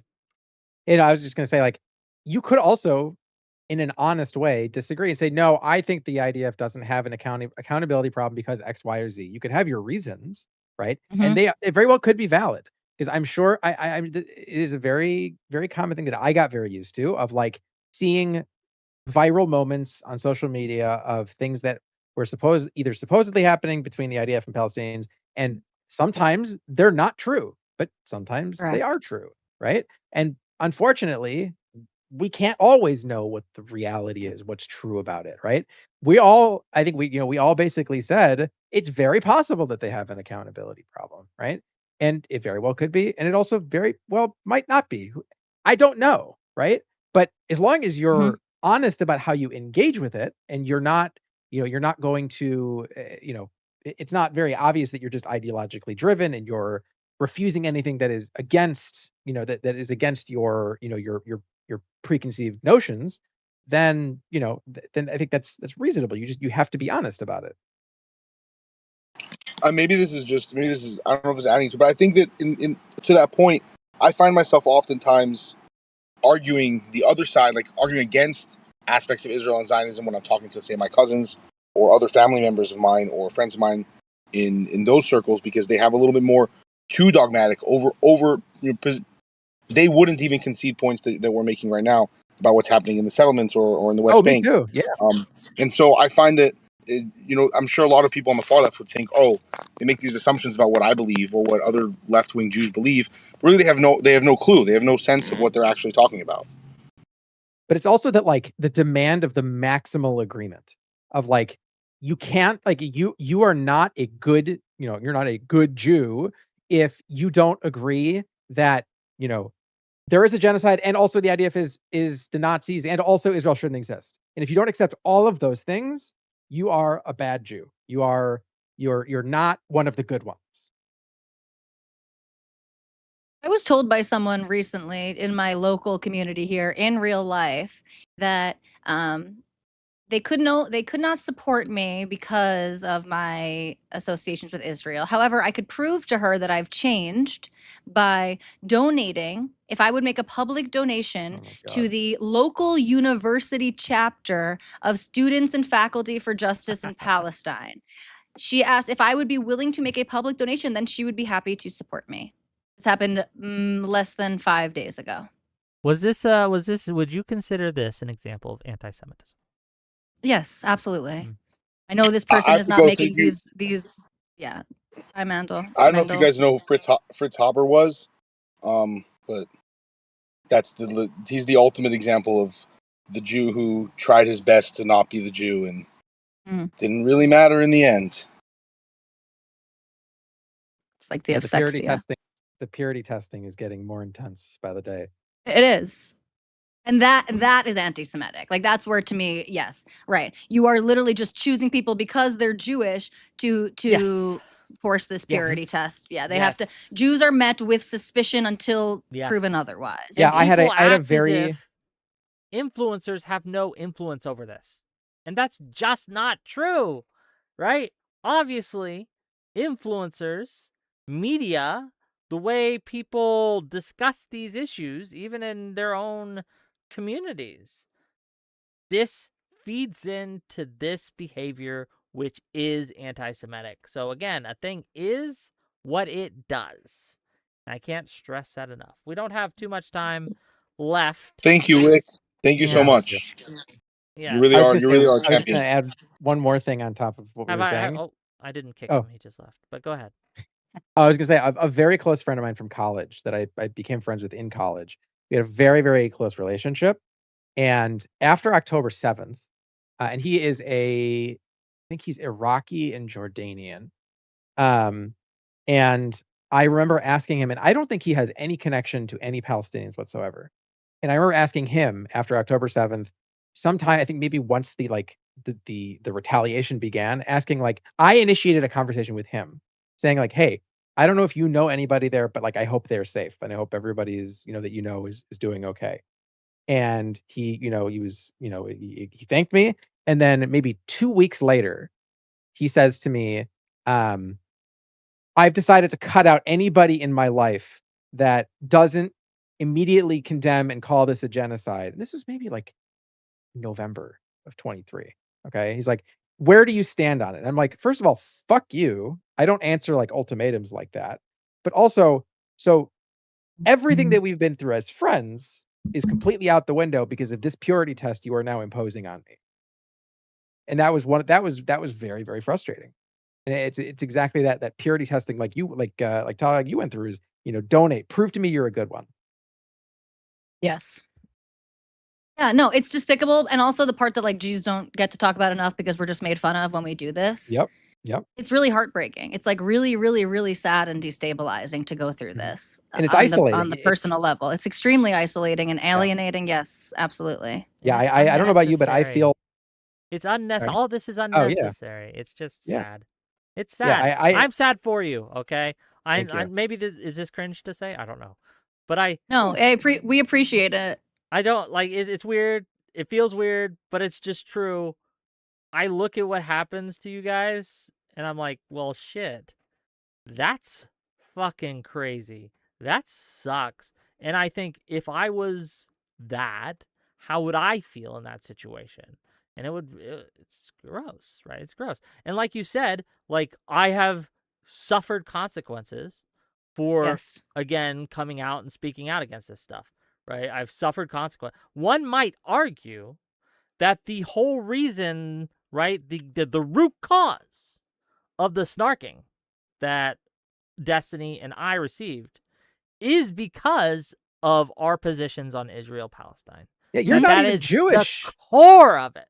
The You're not even root. Jewish. Not the only reason, but without that, none of it happens, right? When I was, it's true. When I was doxxed because I was Whick's co-host when we were talking about some of the Destiny lawsuit drama, this was like over a year or about a year ago or whatever. When I was doxxed for that reason, my actual docs that I'm not encouraging people to go look to, but I can't control it, obviously. The entire premise of it was this, oh, of course she's Jewish. Like that was in the docs, was, oh, look, are we surprised? This new, Destiny defender or whatever is a Jew. So yeah, it is all wrapped up in and that's also why Destiny, like, that's also why all the like prominent anti-Zionists online like bring Destiny into the conversation even when it's like not relevant, because they want to like associate the negative accusations against Destiny with Zionism and with Jews and with Israel. It like fits into their whole Epstein narrative. I'm And going it's off all on a motivated tangent. by money. It's all being bribed too. Well, there's a lot. You're getting Israel money. There's a lot of that's one of the accusations that people will levy, right? No, I misunderstood you. Yes, absolutely. Yeah. They'll be like, oh, he's just getting paid for this, right? And the last thing I wish I was getting, gang, give me Israel money. Give me $7,000 right now in super chat. I wish I had the kind of money. Come on, Jews. I'll talk to the elders. Don't wish I fail had me, that money. okay? But I was gonna say was you were cringe for a second. I'll be cringe for a second. Go ahead. I appreciate what creators like you and like what Destiny do, because the last several years I have felt more politically homeless than I have ever felt in my entire life. And it is nice to see the ideological consistency among certain, among a number of, liberal, left-wing creators that have not just gone completely off the deep end into the abyss of anti-Semitism. So I appreciate you for what you do. Thank you. That's not, and I know that I think I could speak for Tali. I know she appreciates it. I know that many other Jews in your community also feel the same way. It's just so thank you. $2 for Jordan to say I will be a Jew for you. I appreciate that. That feels anti-Semitic, okay? I know it's joking, but still,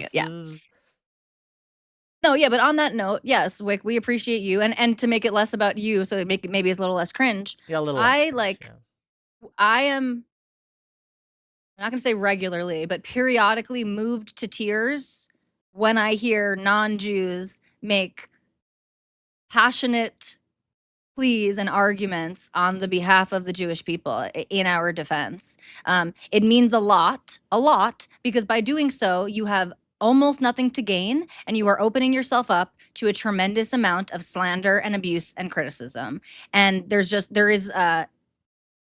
see it as really selfless. And also that because it has to it come brings from, it yeah, has, sorry, it has it to does come have to. from non-Jews, because if you are Jewish, you're biased. So it has Yeah, to come from exactly. somebody that isn't. So it means, it is all the more significant. It's funny, almost all the accusations that people make about us creators that are, and I don't even know if I'd call myself pro-Israel. I'm going to be real with you. Like, I just think that, You don't like, have to be. you guys aren't like the devil, right? I just, We're not I, vampires. yeah, We're not yeah, yeah. Nazis. I don't like, cause I got problems with it, what Israel does, right? Sometimes, I think that the accusations made against us are kind of accusations in a mirror. They are pointing to things that they do in ways that they behave and acting like we do this. One of the things that a lot of pro-Palestinian, anti-Zionists, etc., will say is that they're some of the most censored people in America.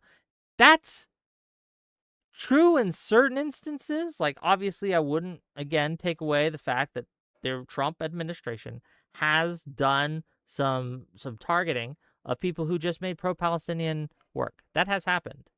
But there is so much clout. There is so much benefit. There's so much social standing that you gain by leaning into the anti-Israel stance that it's just, you gain so much. Like, your voice is propelled in ways that pro-Zionist voices or even just neutral voices just aren't, right? It's Yeah, so and tempting seeing people take this route. Like, if I was just a clout-hungry goblin, that would be the easiest choice in my life. Like, what yeah, do you mean if? obviously, it's a genocide. They're doing bad things. Down with Israel. Like, and that just be my content. I would make so much more money than I do now. But I don't know. I can't say things that I don't believe. So, What do you mean if you were a cloud-hungry goblin? look, Um, ethically clout chasing. Okay, Sure, ethical sure. clout chasing. It's important. The absolute last thing I will say also, that it is building on top of what I said a minute ago, is also that you are, that the arguments that you make are well formed, that they are sensible, because I get very uncomfortable by the Ted Cruzes of the world who cannot justify their support other than what kind of just seems like it's totally incomprehensible, religious zealotry for the wrong reasons, right? Yeah, You should yeah. not support The Christian Jews. Zionism And thing, right? yes, Yeah. exactly. I get very uncomfortable, and I've had conversations Well, with family members, with it friends. it feels like they want to use you, right? It feels Yeah, like that they're using 100 you as like million %. a Yes. And vehicle I've to get where they had want to that. go. I've had that conversation so many times with friends and family, and they're like, you got to take all the support you can get. I'm like, no, it reflects poorly. It is not the kind of support that you want. It's not. Just because they happen to say the same things that you do, their reasons are very different. And there will come a time where their interests will diverge and they will not be an ally anymore. This is why common principles, and I said this with regard to the left and the DSA, right? We could take this principle, we could transfer it because it works. Common goals are far less important than common principles. You and Ted Cruz might have a common goal when it comes to Israel, but your principles are not the same. And treating him as an ally would be a mistake. I think he's an ally, but I'm also not on the left, so that's fine. You would probably have more common principles with him than I or Jason here would. Yeah. So. But I think the premise of your argument is a good one, and this is something that I've come to find in my political journey, for lack of less gay words, is like sometimes there are these sort of allies of convenience. You share a goal, and then you quickly find out, once the tides turn a little bit, or you sort of you've reached one goal or something, that you start to diverge, and then you have a decision to make of how closely attached do you want to be to these people, and how much do you actually align, and how much are you willing to compromise on, essentially. Yeah, that's the last 10 years of my relationship with the left. The left, you used to be one that stood for, every minority, regardless of who you were, right? And now you're not so friendly anymore to people like me. I really want you to read the book that I recommended. I recommend it like actually 12 times a day. I don't think a single person has ever taken me up on the recommendation. I'm like begging you, Mr. Jason or something, to Shoot read. me a DM with the name of the book. Okay. I will buy I'll do it. Okay. I'll do it right now. Gang, Okay, cool. what do we got coming I will up? read it next Shabbos or something. Tomorrow is Perfect. Collins, so we're going to be covering some of the recent Supreme Court decisions about mail-in ballots. That should be fun, and by fun I mean horrific. So tune in for that, and we're going to take call-ins. We're going to talk about just dramas of the day, things like that. Would be fun. Thursday, I'm hosting a debate between Stardust and Stream Rift on the Great Replacement Theory. Is there any truth to it? And then on Friday, I will be going on Dylan Burns' show to argue about the DSA. Should be fun. Check it out. If you like the content, hit that like button, hit that subscribe button. I love every single one of you. Yes, even you. Wait, bye-bye, everyone. Bye-bye, Thanks, Whick. everyone.